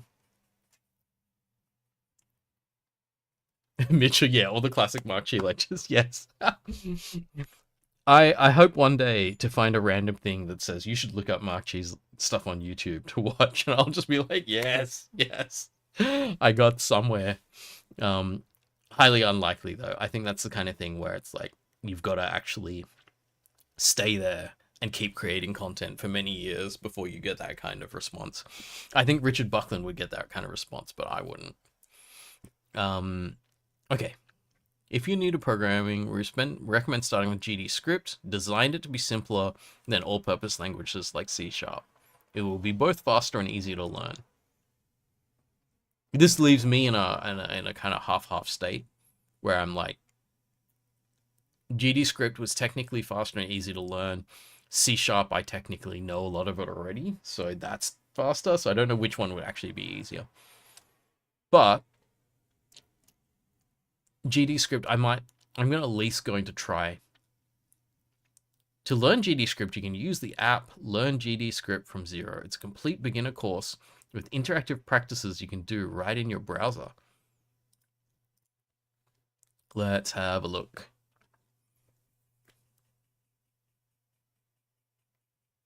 I wonder if this will be too simple for me, but like, let's check it out anyway. Mitchell said, actually would be kind of interested in looking at your version of graphics. You did the new one. Yeah. Have you seen, you can actually watch my old lectures because I actually decoupled the lectures a little bit from the tutorials and the assignments. So I wanted the lectures to be able to be educational without people necessarily having seen everything. So you could just watch the lectures. It's only like, I don't know what it would end up being. 9 weeks, 4 hours a week, 36 hours. You could check it out. I have a bunch of the slides and stuff somewhere, but I don't have any of the tutorials or assignment material anywhere because it was all on CSE based Git repos that I don't have access to anymore. Okay, let's see. I wonder if I am... Oh, what code is like? Learning to program can be daunting. Telling the computer what to do. Wow, this is like the same stuff that I would have taught. Chicken graphics lecture. Oh, I should rewatch my my graphics lectures, and then like lecturer reacts to lecturer kind of thing. Or it's like a commentary thing where we watch it and I'll pause it partway through and go, see, this is the bit where I forgot what I was talking about, and this is me like trying to verbally cover for it. And then like that bit is entirely wrong.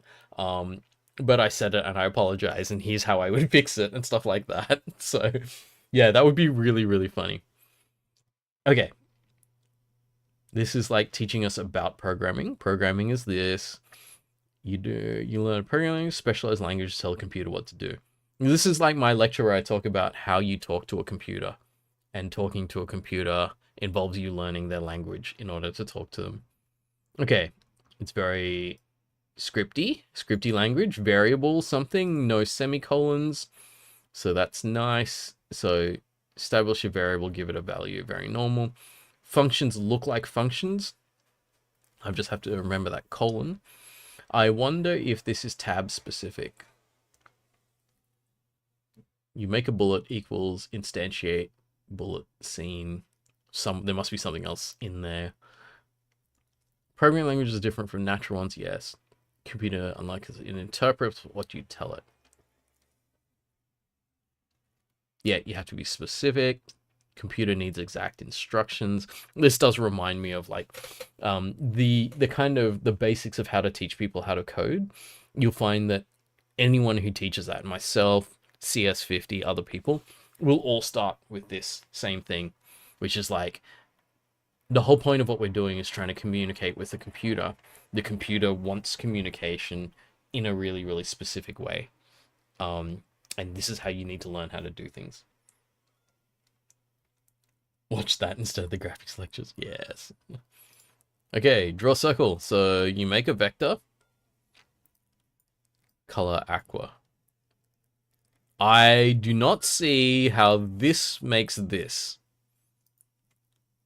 Oh, no, that's the function. These are the inputs to the function. So vector 2, 0, 0, I assume means that this is the center of the circle. This is the radius. And that's the color. Oh, I thought maybe this was interactive, but it's not. This is the only thing. Oh, maybe. No, can't change it. Okay. How do you give instructions to... Oh, it's got a quiz! Oh, what if I get it wrong? Yes, I'm right. Yes. You'll learn to code with GD script. Oh, something to do with Brotato. Engineers at Tesla also used it for their cars' dashboards. So the Tesla dashboard was made in Godot. That's kind of cool. Although whether you want to be associated with Tesla anymore is another story. But I'm sure a whole lot of the engineers there are good people doing good things, regardless of who owns them. Most programming languages are similar, yes.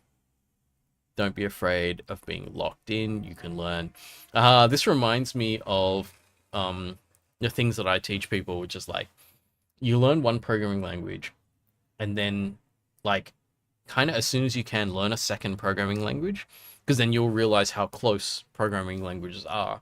And once you learn your second programming language, it opens the door to learning all programming languages, because the idea of what to do while programming is not as difficult as, is less difficult than learning another language. Like, you can jump to other languages really easy if you already know how to code. So yeah, GD script looks like that. JavaScript looks like this. Python looks like this. So it looks like they're a bit Python-y.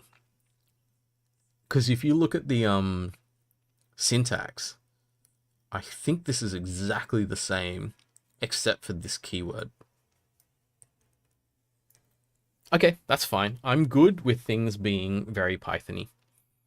Doesn't look that different, does it? No, it doesn't.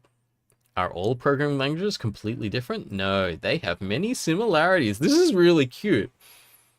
You could totally give this to someone to be like, if you're a reader and a doer and you don't want to listen to anyone, this is actually a really nice kind of like learn to code from scratch.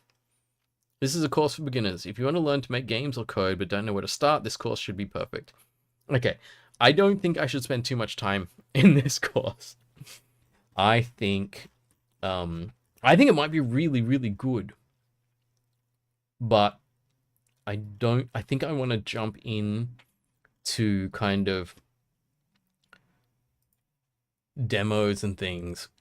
All right, okay, this is fine. Try your first code. All right, let's at least do this, because they've gone to the effort of putting this. This is like so much effort. This is like a few people for months putting something together so it looks really nice and runs really nice and everything. This is like, you dream of having stuff this good in tutorials that you can teach at a university, and they've just got this sitting around for free.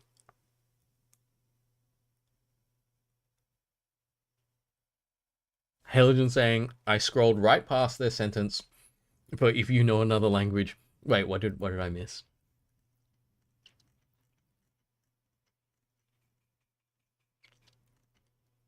Was it up here? Funny, because I did scroll right past it, and now I don't know where it was.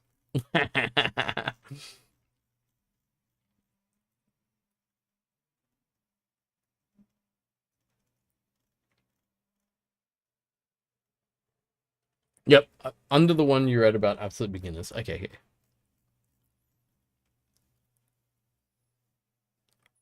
Right. If you already know another language, this can be a fun way to get started with Godot. Okay, so maybe it is for me.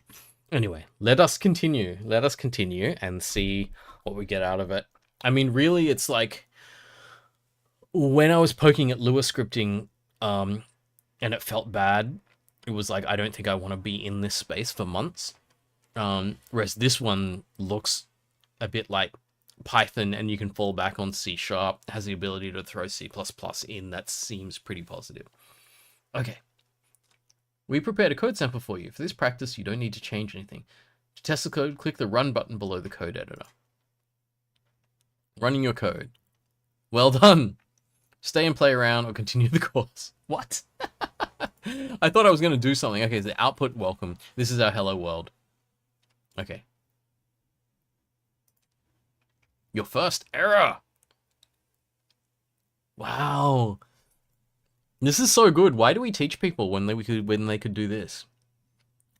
This is a really nice thing to do. Be like, the first time you code, yes, you compile and run. The second you start editing things, you're gonna get errors. So why don't we tell people about errors immediately? And they're talking about how to make error messages better and stuff, and teaching you how to read the error messages and things. Super interesting. Gosh, this is... Who wrote this? Who wrote this? Give them a job as a lecturer. This is so good. This is kind of interesting. It's kind of funny, like, their attitude towards teaching people how to code makes me want to use their engine more. Because, like, when you think about it, like, the game is about teaching people how to code. So it's like a kind of perfect link.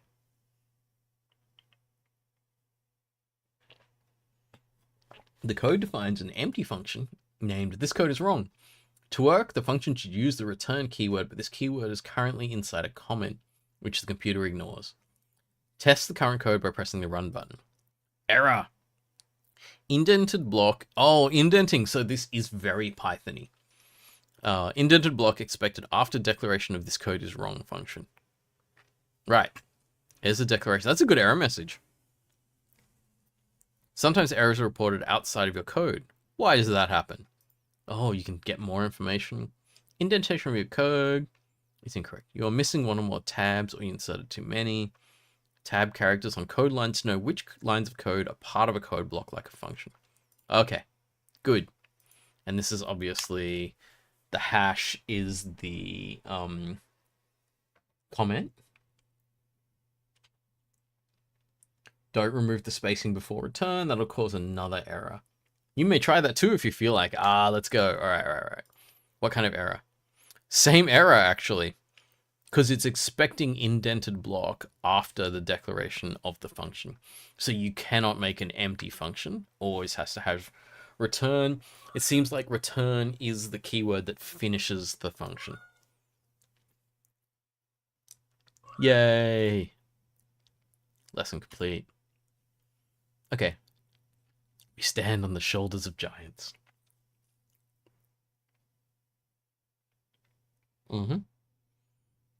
So they're talking about, you don't write code in a vacuum. You don't write it alone. You use a bunch of libraries that other people have written. Those are the giants you're standing on the shoulders of. A bundle of code created by other developers called a library. Good. We're going to be using a lot of existing code. And that's good too. So that means that Godot has a bunch of stuff that already exists that we can hook into. Tell your computer execute a function. We say you call the function. Yes. Calling show makes something visible, like a character or item. The complementary hide function hides the entity. Once an entity is visible, calling show again doesn't have any effect. Once you hide something, calling hide again doesn't change anything. All right, so if we run this, it should make that disappear. I don't know how it's doing that, but I mean, there's obviously more code here than we've actually seen.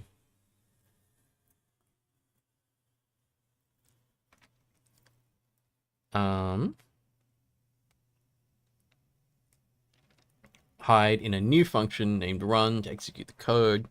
Creating a new function necessary to execute instructions in GD script.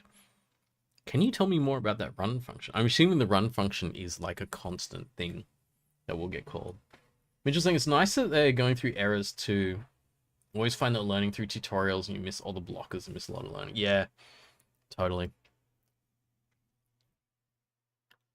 Custom functions. Right, so I think that every object is going to have functions that are automatically called, like that run function.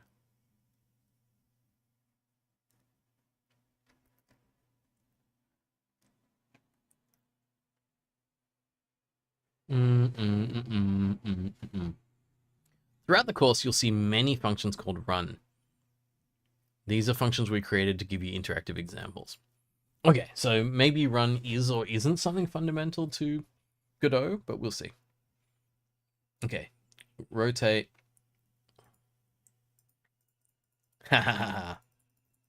Oh, run is getting called every time I click the button. And at the moment, that's 0.3 radians of rotation. That's fun. Okay, they're talking about function arguments and things.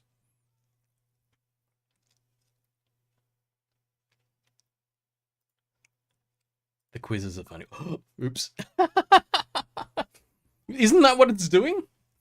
What does the code below do? It calls the function named show. It does. And this says it makes the entity like a game character or sprite visible. Oh, maybe they wanted me to tick both, select all that apply. Okay. Okay, I thought this one was more correct than that. I'm glad I got something wrong. That's great, because that's what those quizzes... It's good to get something wrong, and they show you some more information. Move local. In X or Y. So you run that, it's going to move it. It obviously has some other code there, putting it back in the top left corner.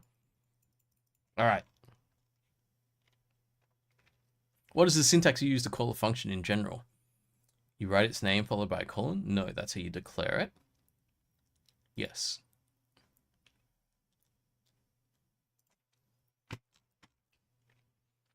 Practice, make the character visible.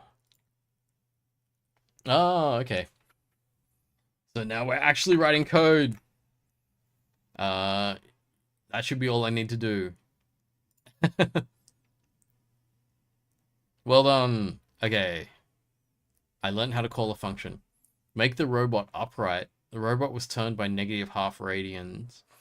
You need to make it upright by calling the rotate function. So, I was about to put a semicolon here. That should just do that. Makes it upright. Beautiful. Okay, so we're learning about calling functions and stuff like that. Draw a rectangle.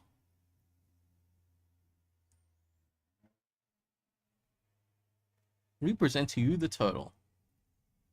We created the turtle to teach you how to call functions. Turtle is a little machine that moves forward, turns, and draws lines along its path. Oh my god. The turtle. This is like, what's this from? Oh, I can't remember the name of it, but it's like super, super old, like Apple II or something, program where they had a turtle and you'd walk the turtle around the screen, leaving a line behind it and stuff. Because of what? Because of that, Mitchell's saying, always like directing your classes purposely into common mistakes when they answer questions. Help them when they're in similar situation like lab. Yeah, totally. I think that works really well, right? Like, just be like, let's walk like happily into errors and learn our way out of them. That was one of the things that I enjoyed, like whenever whenever someone put their hand up in a lecture and said, "What happens if we do this?" I'd be like, "Right, let's go," and we typed it in. And there were times where it was just like, "Yeah, I'm breaking something," but like, you know, this is a good example. Okay, move forward, turn right, turn left. Use these functions same way you use rotate before. Right. So move forward, turn right, forward, left, forward. Yeah, cool. Using these instructions, we can make any two-dimensional shape we like. So here's a bunch of turn rights. I assume this is going to be a rectangle. It's interesting that these turns are using degrees instead of radians. So before it was in radians. So rotate was in radians, but turn appears to be in degrees. So they don't necessarily have a standard here. But should be okay. Interesting. Also like their mind-blown reactions to, especially if it's something that at first glance looks like should have worked. Yeah, yeah. Because I think there's a lot of things where it's like, that kind of mind-blown feeling is the thing that gets people learning more about stuff. Which part is the argument? It is the input. Yes. Turtle uses code made specifically for this app. Yeah. So it's a little learning tool, custom thing. So don't be surprised if turn left doesn't work in Godot. Yeah, so they're trying to tell us that not everything is in the API. Some things are made just for you to use here. I know they get more scared. It's kind of like that iceberg thing, right? Like on the tip of the iceberg, you've got a hello world, and then you just go deeper into all of the things that could be happening. Okay. Move forward, turn right, move forward. Draw a corner. Corner's made of 2 lines of 200 long. So they're both 200 long, 90 degrees. This should do it.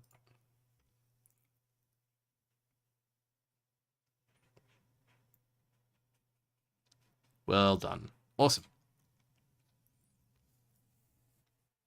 Draw a rectangle. Height of 120, width of 200. So this should be in this layout. And each of these is going to be 90-degree corner. You know what's interesting is the level of like slowly ramping up the complexity is exactly what I should be thinking about for the design of the puzzles in the game itself that we're making. So the beginning should be things that, to me, when I'm doing them, feel absolutely trivial to the point of like, do I even need to be doing this? But for someone who has never done anything before, this is actually super valuable.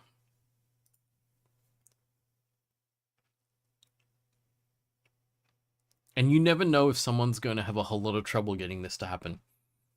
Because there's a fundamental concept like, what does this stuff actually go in order? Or what do these numbers mean and stuff like that, which is super important. People need to play around with it, trial and error, have some of this kind of framework put in there for you so you don't have to think too much. You know that you're alternating, moving and turning, and you only have to put the numbers in and figure out how you want to make it work. So, very cool. Oh, draw a bigger rectangle.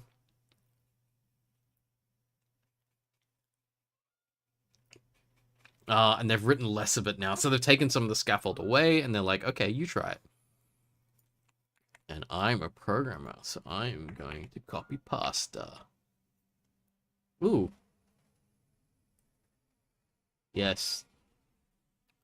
You can see my clipboard because I am literally using it. Okay. Width 220, height 260.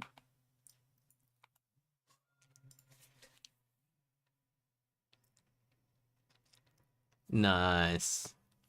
Oh, I didn't need that turn right at the end. They seem to be okay with it because the output's the same whether or not I turned right at the end. Awesome. Coding your first function. So we're going to make our own function. So we declare it with func.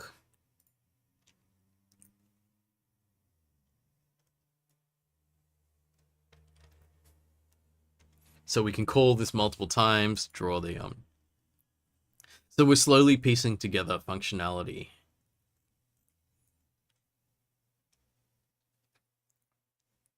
And then we can use parameters. Yes, nice. How to define your own functions. Func, name, brackets, colon.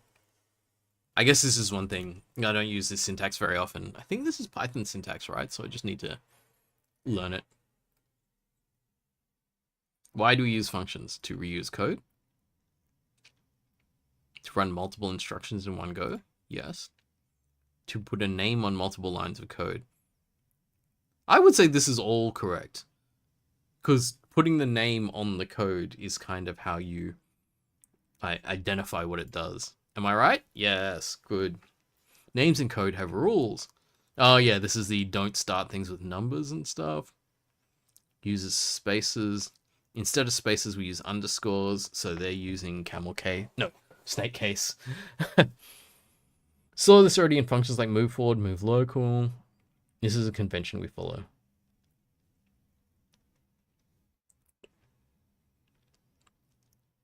Oh yeah, there's another convention.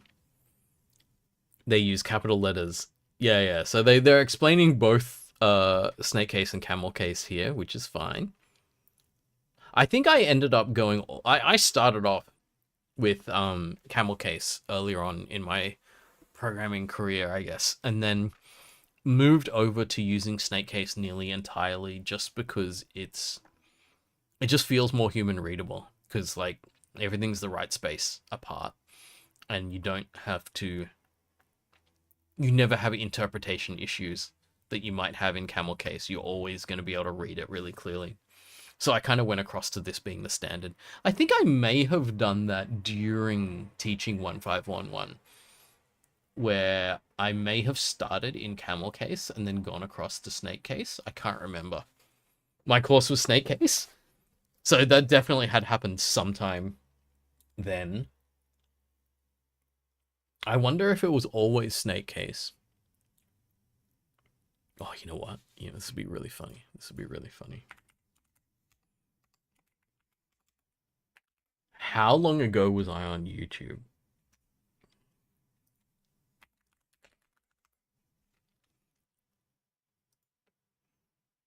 I actually think the earliest I was on YouTube was actually my second year of teaching. 21T1, 20T3, 20T1. Oh wait, 19T3, 19T2? You remember when you started coding, you thought it would break your code if you did camel case after my lecture. Oh, I'm sorry. Okay, so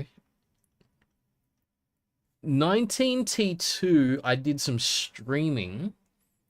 Oh, this is when I first started live streaming. And I think this was not official lectures. This was just random stuff that I did to help people.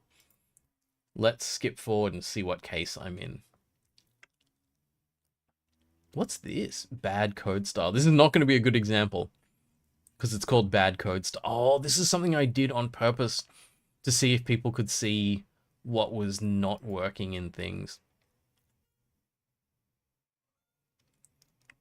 I'm still doing the bad code style example there. I don't have any multi-word variables in that because I think bad code style involved not having proper variable names. Oh, dice size. We have found camel case. So 2019, term 2, I was still using camel case.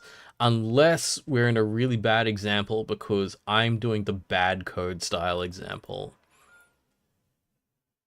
Secret target was... Oh, you know what? The bad code style had both in it to show people that like being inconsistent was a problem. Oh, love it. Look at this. Look at the Be Right Back screen. I didn't even fill it out. That's how unprepared I was for streaming. That's so good.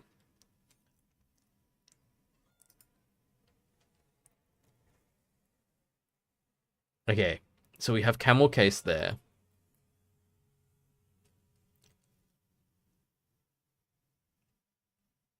Oh, secret target is a hash define. So as a hash define, it always has to be in whatchamacallit. It has to be in snake case because it's all caps. Halogen, yes. Current BRB screen is a big upgrade. Yeah, that appeared after Chicken got famous. Okay, let's see if at any point I write normal code. Ooh. Oh, is this me showing people how to loop? Using a counter. Oh, we were using like we were trying to minimize the number of different keywords we taught people. So we only used while loops. So we would make a counter outside of a while loop instead of using a for loop. It was always really interesting, this kind of decision to do this and then to later on introduce for loops. Chicken's rise to fame had to be 2020 T1 because that was when we first went online. And up until that point, I did not work from home. So I had not done any work from home, which is really funny nowadays when you think about how much we work from home. Um, so 2019, we were still in a world where no one worked from home. Um, so yeah, Chicken couldn't have appeared on stream until 2020, until the first term, halfway through the first term when we went online. I'm not sure I'm going to get any variables big enough here to use snake case or camel case, because they're all just really simple concepts, like a counter, an exit number, and a guess. All right, what else is in this playlist? Ooh, assignment release stream. There's going to be some code here.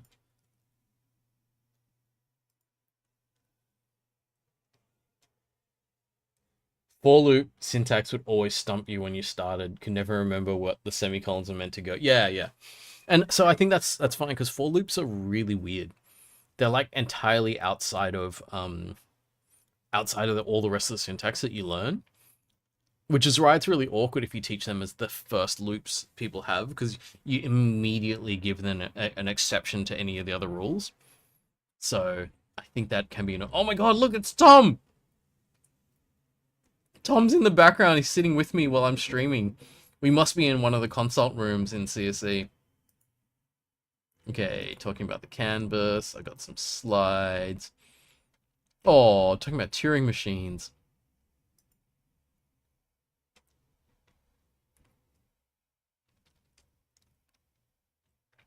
Learning about semicolons as separated characters, yeah. But yeah, for loops are awkward.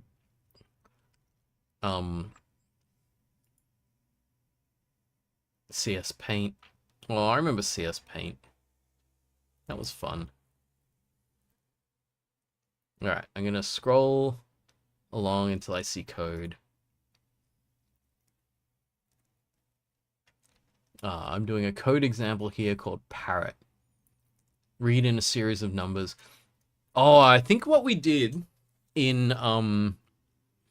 this assignment was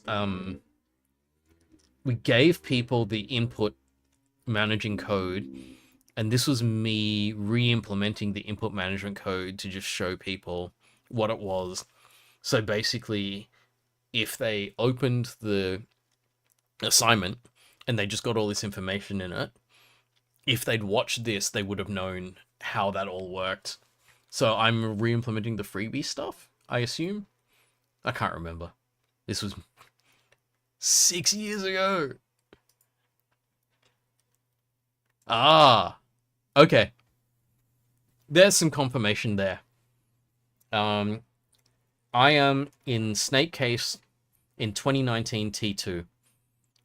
So there's a chance that I was in Camel Case in 2019 T1 before I kind of locked into what everyone was doing in CSE. But by 2019 T2, so that's quite early on, I was already in Snake Case. Oh, there's Jashank. There's all my admins. So Tom and Jashank. I'm going to assume Andrew's around here somewhere, because Andrew Bennett was, or maybe still working for me then. But the presence of Tom implies that Andrew had already left by then. I can't remember whether Tom started after Andrew left, or he started before Andrew left, because we wanted to get him into the rhythm of what he was doing beforehand.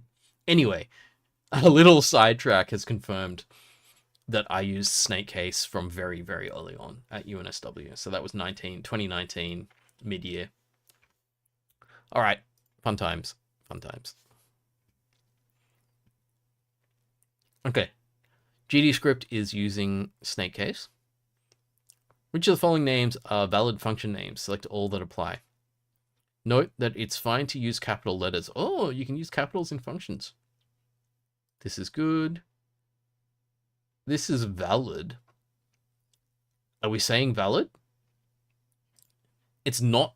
It's style incorrect, but it's valid. This is not valid. It's two separate words.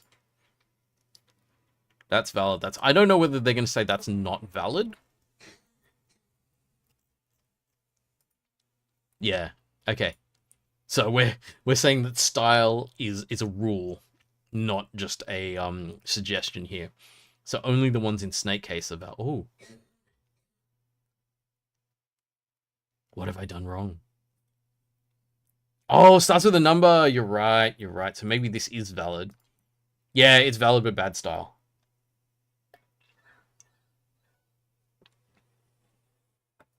Right. So the different style is okay. It starts with a number was the problem. Instantly moving the turtle to a different position. Jump to this position, jump to this position. Oh, that's cute. It actually animates the jump. Okay, let's do some practice. Coda function. Oh, I love it. Now, we've ramped up, and we've been in it for like, for me, half an hour. For someone learning to code, probably be like 2 hours or so. And we've gotten to this point before. We've gotten to a point where they're like, all right, blank page. Now do what you're going to do. I feel like when you give new students a blank page, it really throws people. And it's nice that they've had this scaffolding up to this point. They're like, okay, we think you've got this much. Let's give it a go. So coda function, it was called func, right? Called draw square.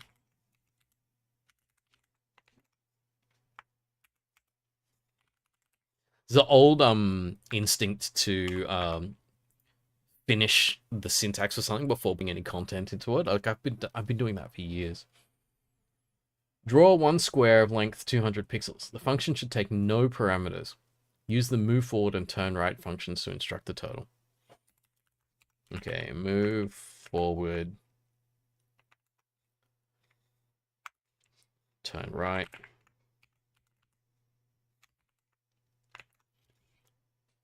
Square 200.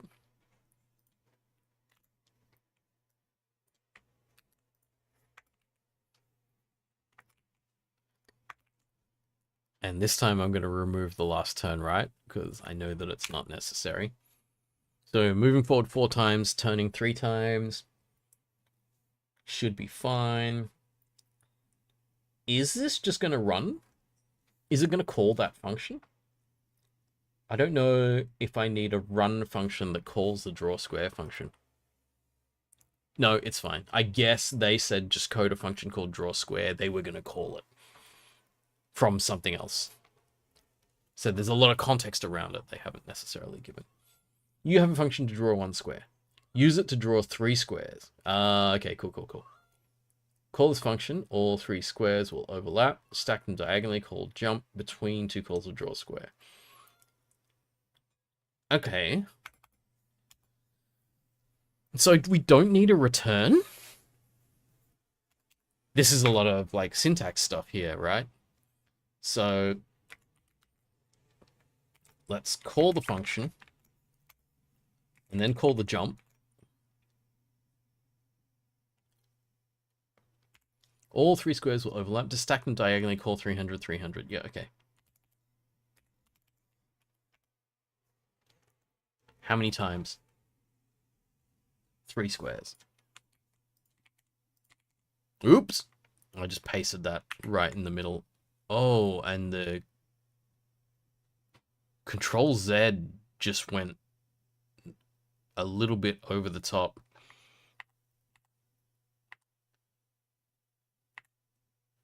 Okay. Okay. The problem here, don't worry, the problem here is not that Control Z is bad in this thing, is that the Z key is broken on my keyboard. I've noticed this previously, that I've got a problem there. I actually replaced the switch on it recently, but it didn't actually, it doesn't seem to have fixed the problem. Well, I just muscle memoried source instead of square there. That was kind of funny. Okay. Let's see if this does... No. Okay. This function's not finished. Do I need a return at the end of the function? No. Okay. You have a function to draw 1 square. Use it to draw 3 squares. So I got the function. Create a function called draw three squares. Okay. Read the instructions, Mark.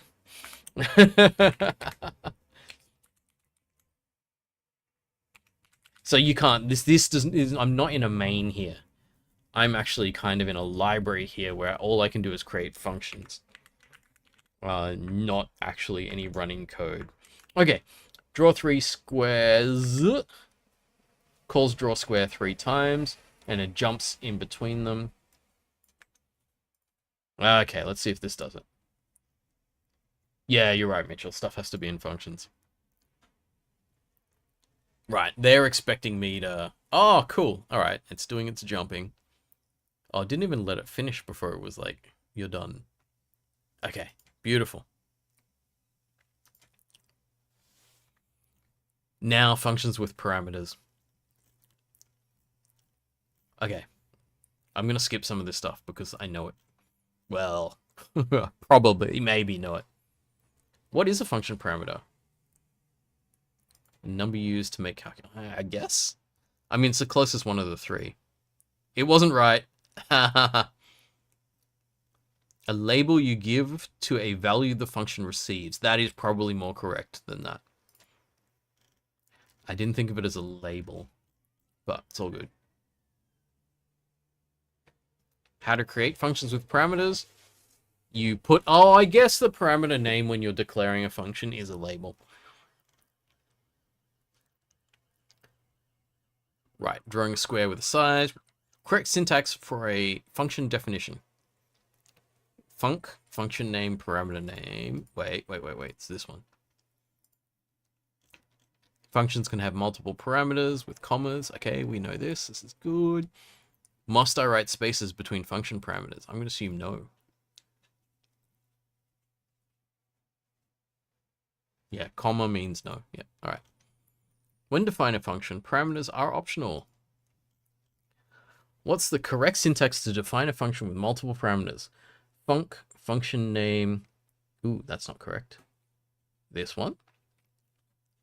Or this one? Oh, no, that one doesn't have commas. Ah, there we go. There we go. Now it's your turn to create a function with multiple parameters. Let's go and see how it goes. Before we create a rectangle of any size, let's see how we can use parameters to draw simple shapes. Here we have an incomplete function that will draw corners with lines of any length, but it's missing its length parameter. So input length, use the length in each of these, should be fine.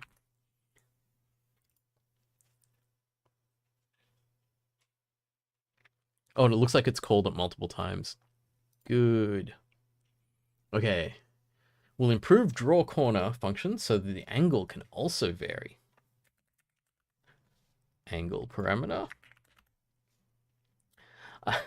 I gotta say, it feels nice doing really basic code because you're like, I know everything. It's all right. Yeah, good. Now implement an A-star search. It's like, what? Wait.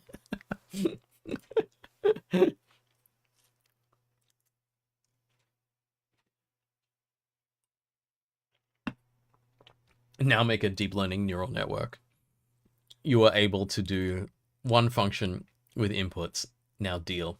Okay, one function, draw squares of any size. Use these squares as outlines. Create a function, draw square. I say again that if you didn't want to go to university, you go to this website. It's not everything, but it's a really, really nice start. Like if someone like in high school was like, I want to learn how to make computer games, and I also want to learn how to code in the process. This is amazing. I'd be like, yeah, go here and do this. If you've got the attention span to keep working on this, you'll become a programmer by the end of this. They're hitting all the points that I think are the things that you need to say in order to teach people how to code. Like it's kicking goals, this setup, and it's really nice as well because you've got this visual output. Notice, CS Paint? That was part of my design thinking for teaching, where I wanted people, when they run their code, to immediately see visually what it was doing. It's much easier to debug stuff if you've got visual output, and that's what they're doing here. And that's really, really good. Okay, squares of any size. Wait, they say parameter length, so I will use the same parameter. I don't think that's actually going to change things, but it should be okay. Turtle should face towards the right when starting or completing a square. Okay. So, what was it? Move forward? Yes. Oh, length. That was going to be a problem. Move forward length.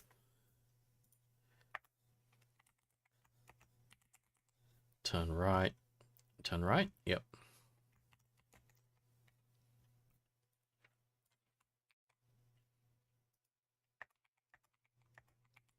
We do that 4 times, and they did want us to turn right at the end.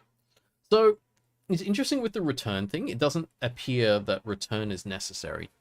I think that was only an example to say that if there is nothing indented after the function declaration, it's not a legal function. There always has to be some content in it.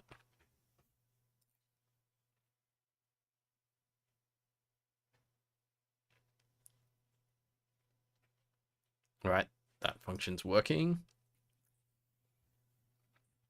Draw rectangles of any size. So we're going length and height. Oh, are these in order?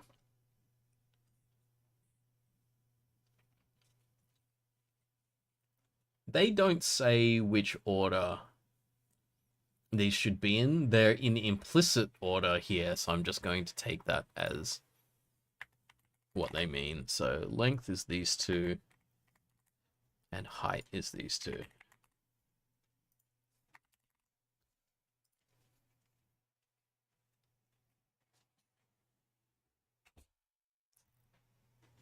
Very good. Very good. Ooh, variables.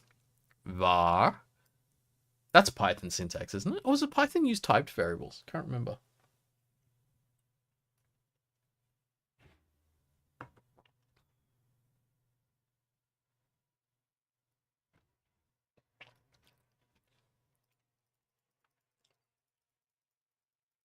So rotate was increasing or decreasing the value of the entity's rotation member variable. Yeah, they got that far without variables, which is super interesting. We've been in this for nearly an hour without getting to variables. It's really good. Like, they're teaching things in a simple way that is also enough information for people to really get the hang of stuff. Oh, Python doesn't have a keyword for variables. You just start assigning them. Right. So this is non-Python then, to actually say variable. Oh, Python just goes with the name, doesn't it?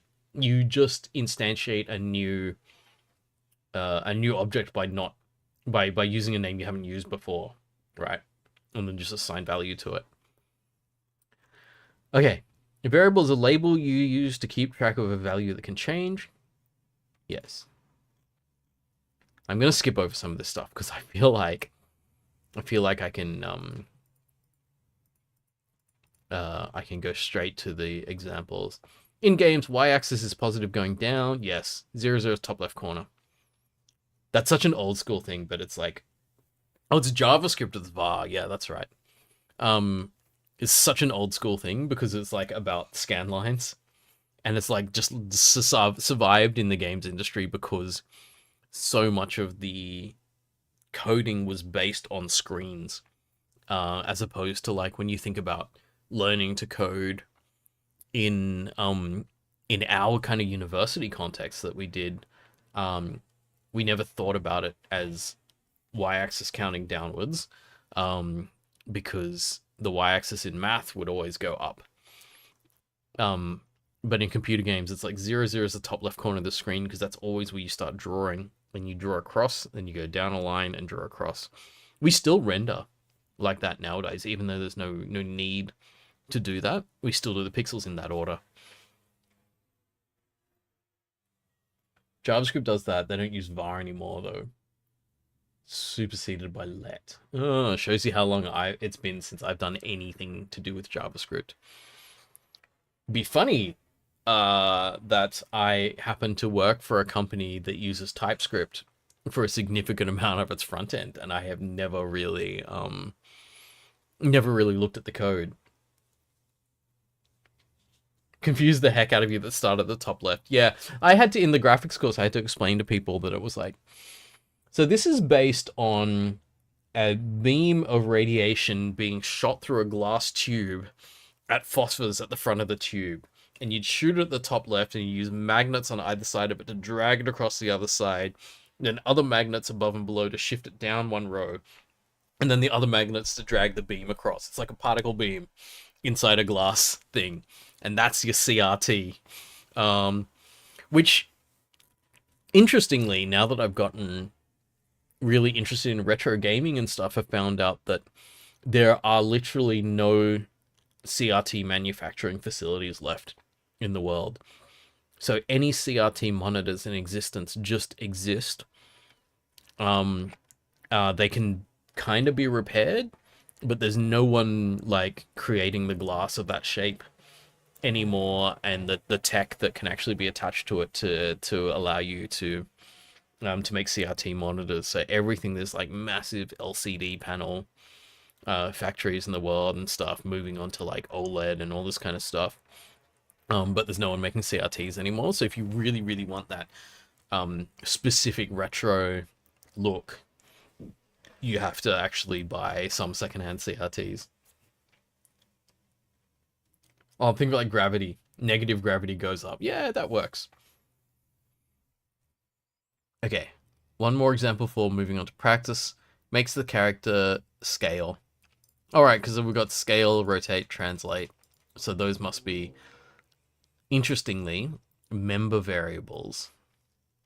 So the rotation is a member variable, the position is a member variable, and the scale is a member variable. These are very common things in graphics. It's the three major transforms. Because with scale, rotate, and translate, you can move something into nearly any position in 3D space. Subvals, position, X, Y. How would you access the X, for example? You write a dot. I actually don't know that. I'm just guessing. Yeah, okay, good. Variables, subvariables, blah, blah, blah. Create your own variables, do operations on them. Okay, good, good, good. I think, looking at the time, this will be the last one. We'll do this one, get ourselves going with like member variables, modifying member variables, and then we'll wrap up the stream. Because I usually go for 2 hours and we're at 2.5 hours now, so I should probably let it end at some point.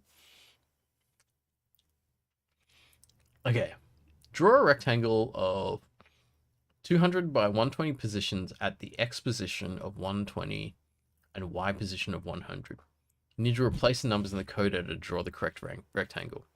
Okay, so position is X of 120, Y of 100. And I'm going to assume that the first thing is the width. 200 by 120. Although they don't say which these are either. I'm going to assume that the first one is always width and the second one is height.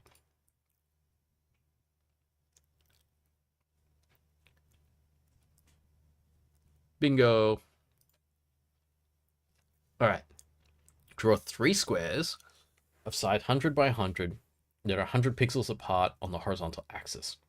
In other words, there should be a 100 pixel gap between 2 squares. I like that this is a very, very clear spec. You should draw the squares starting at the position 100, 100. Means you should position the first square at 100, 100. Use the equal sign to change the value of a variable.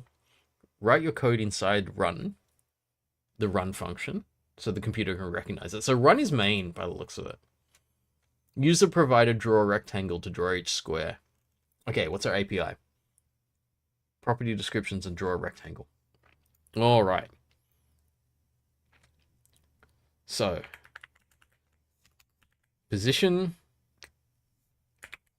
X set to 100, position Y, set to 100, then draw a rectangle. And what size is it? 100 by 100 square. Then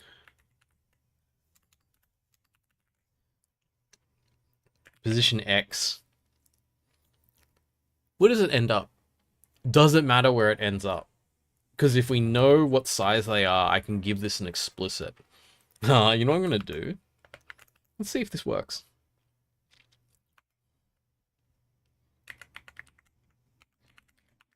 I am stretching what I'm supposed to know at this stage. So let's see if the plus equals allows me to do that.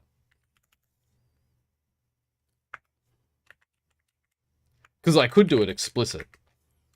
But doing it as an offset feels nicer. Because then all you need to do is change the position and these three will always move with it. See if my... Okay, it's drawing them in the right place. Yeah, okay. So, interesting. They were checking the results. They weren't checking the way I wrote the code. And then this thing appears to be fully capable. So they definitely haven't taught me how to do a plus equals, but it felt right to do a plus equals. Because then all the positions of the squares were relative to one set of coordinates. If I'd set these to explicit coordinates, it would have felt wrong. Because then you'd move these, and then the other two would go back to the old position. All right. Defining your own variables. Cool, cool. All right. I feel like maybe I spent a little bit too long on this. In that I was just doing a bunch of stuff I already know. But I really liked the way they were teaching, so I kind of got caught up in it, and I was like, this is really nice. So, I will... Full marks, yes. I'll call it here, because I think that this is a nice place to wrap up. I don't think I will do more of the learning stuff on camera, because I feel like next week, because Godot for the moment is looking really positive. Actually, let's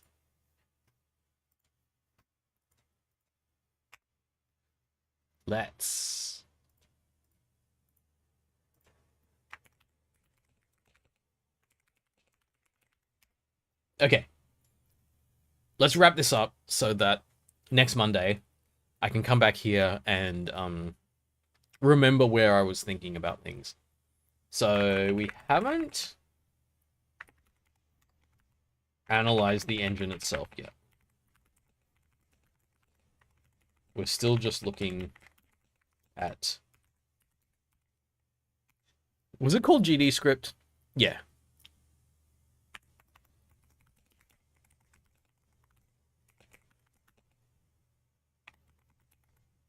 Language itself feels Python-y. Oh, auto-corrected me.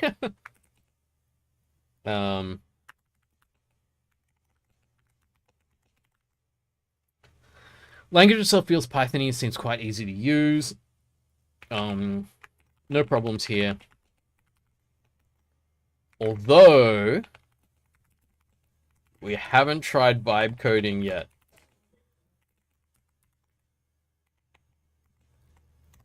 I have a feeling that Copilot's going to know how to do it. Just because, for some reason, Copilot seems to know everything. And Godot is not that small an engine that there won't be enough in GitHub for it to... Because Copilot's GitHub, right? Yeah, there won't be enough in there. There will be enough in there for it to know. Yeah.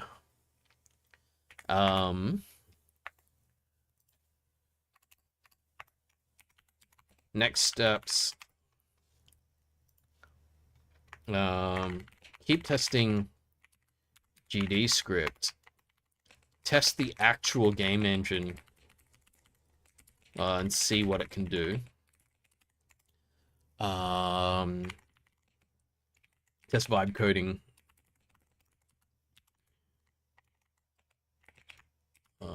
VS Code.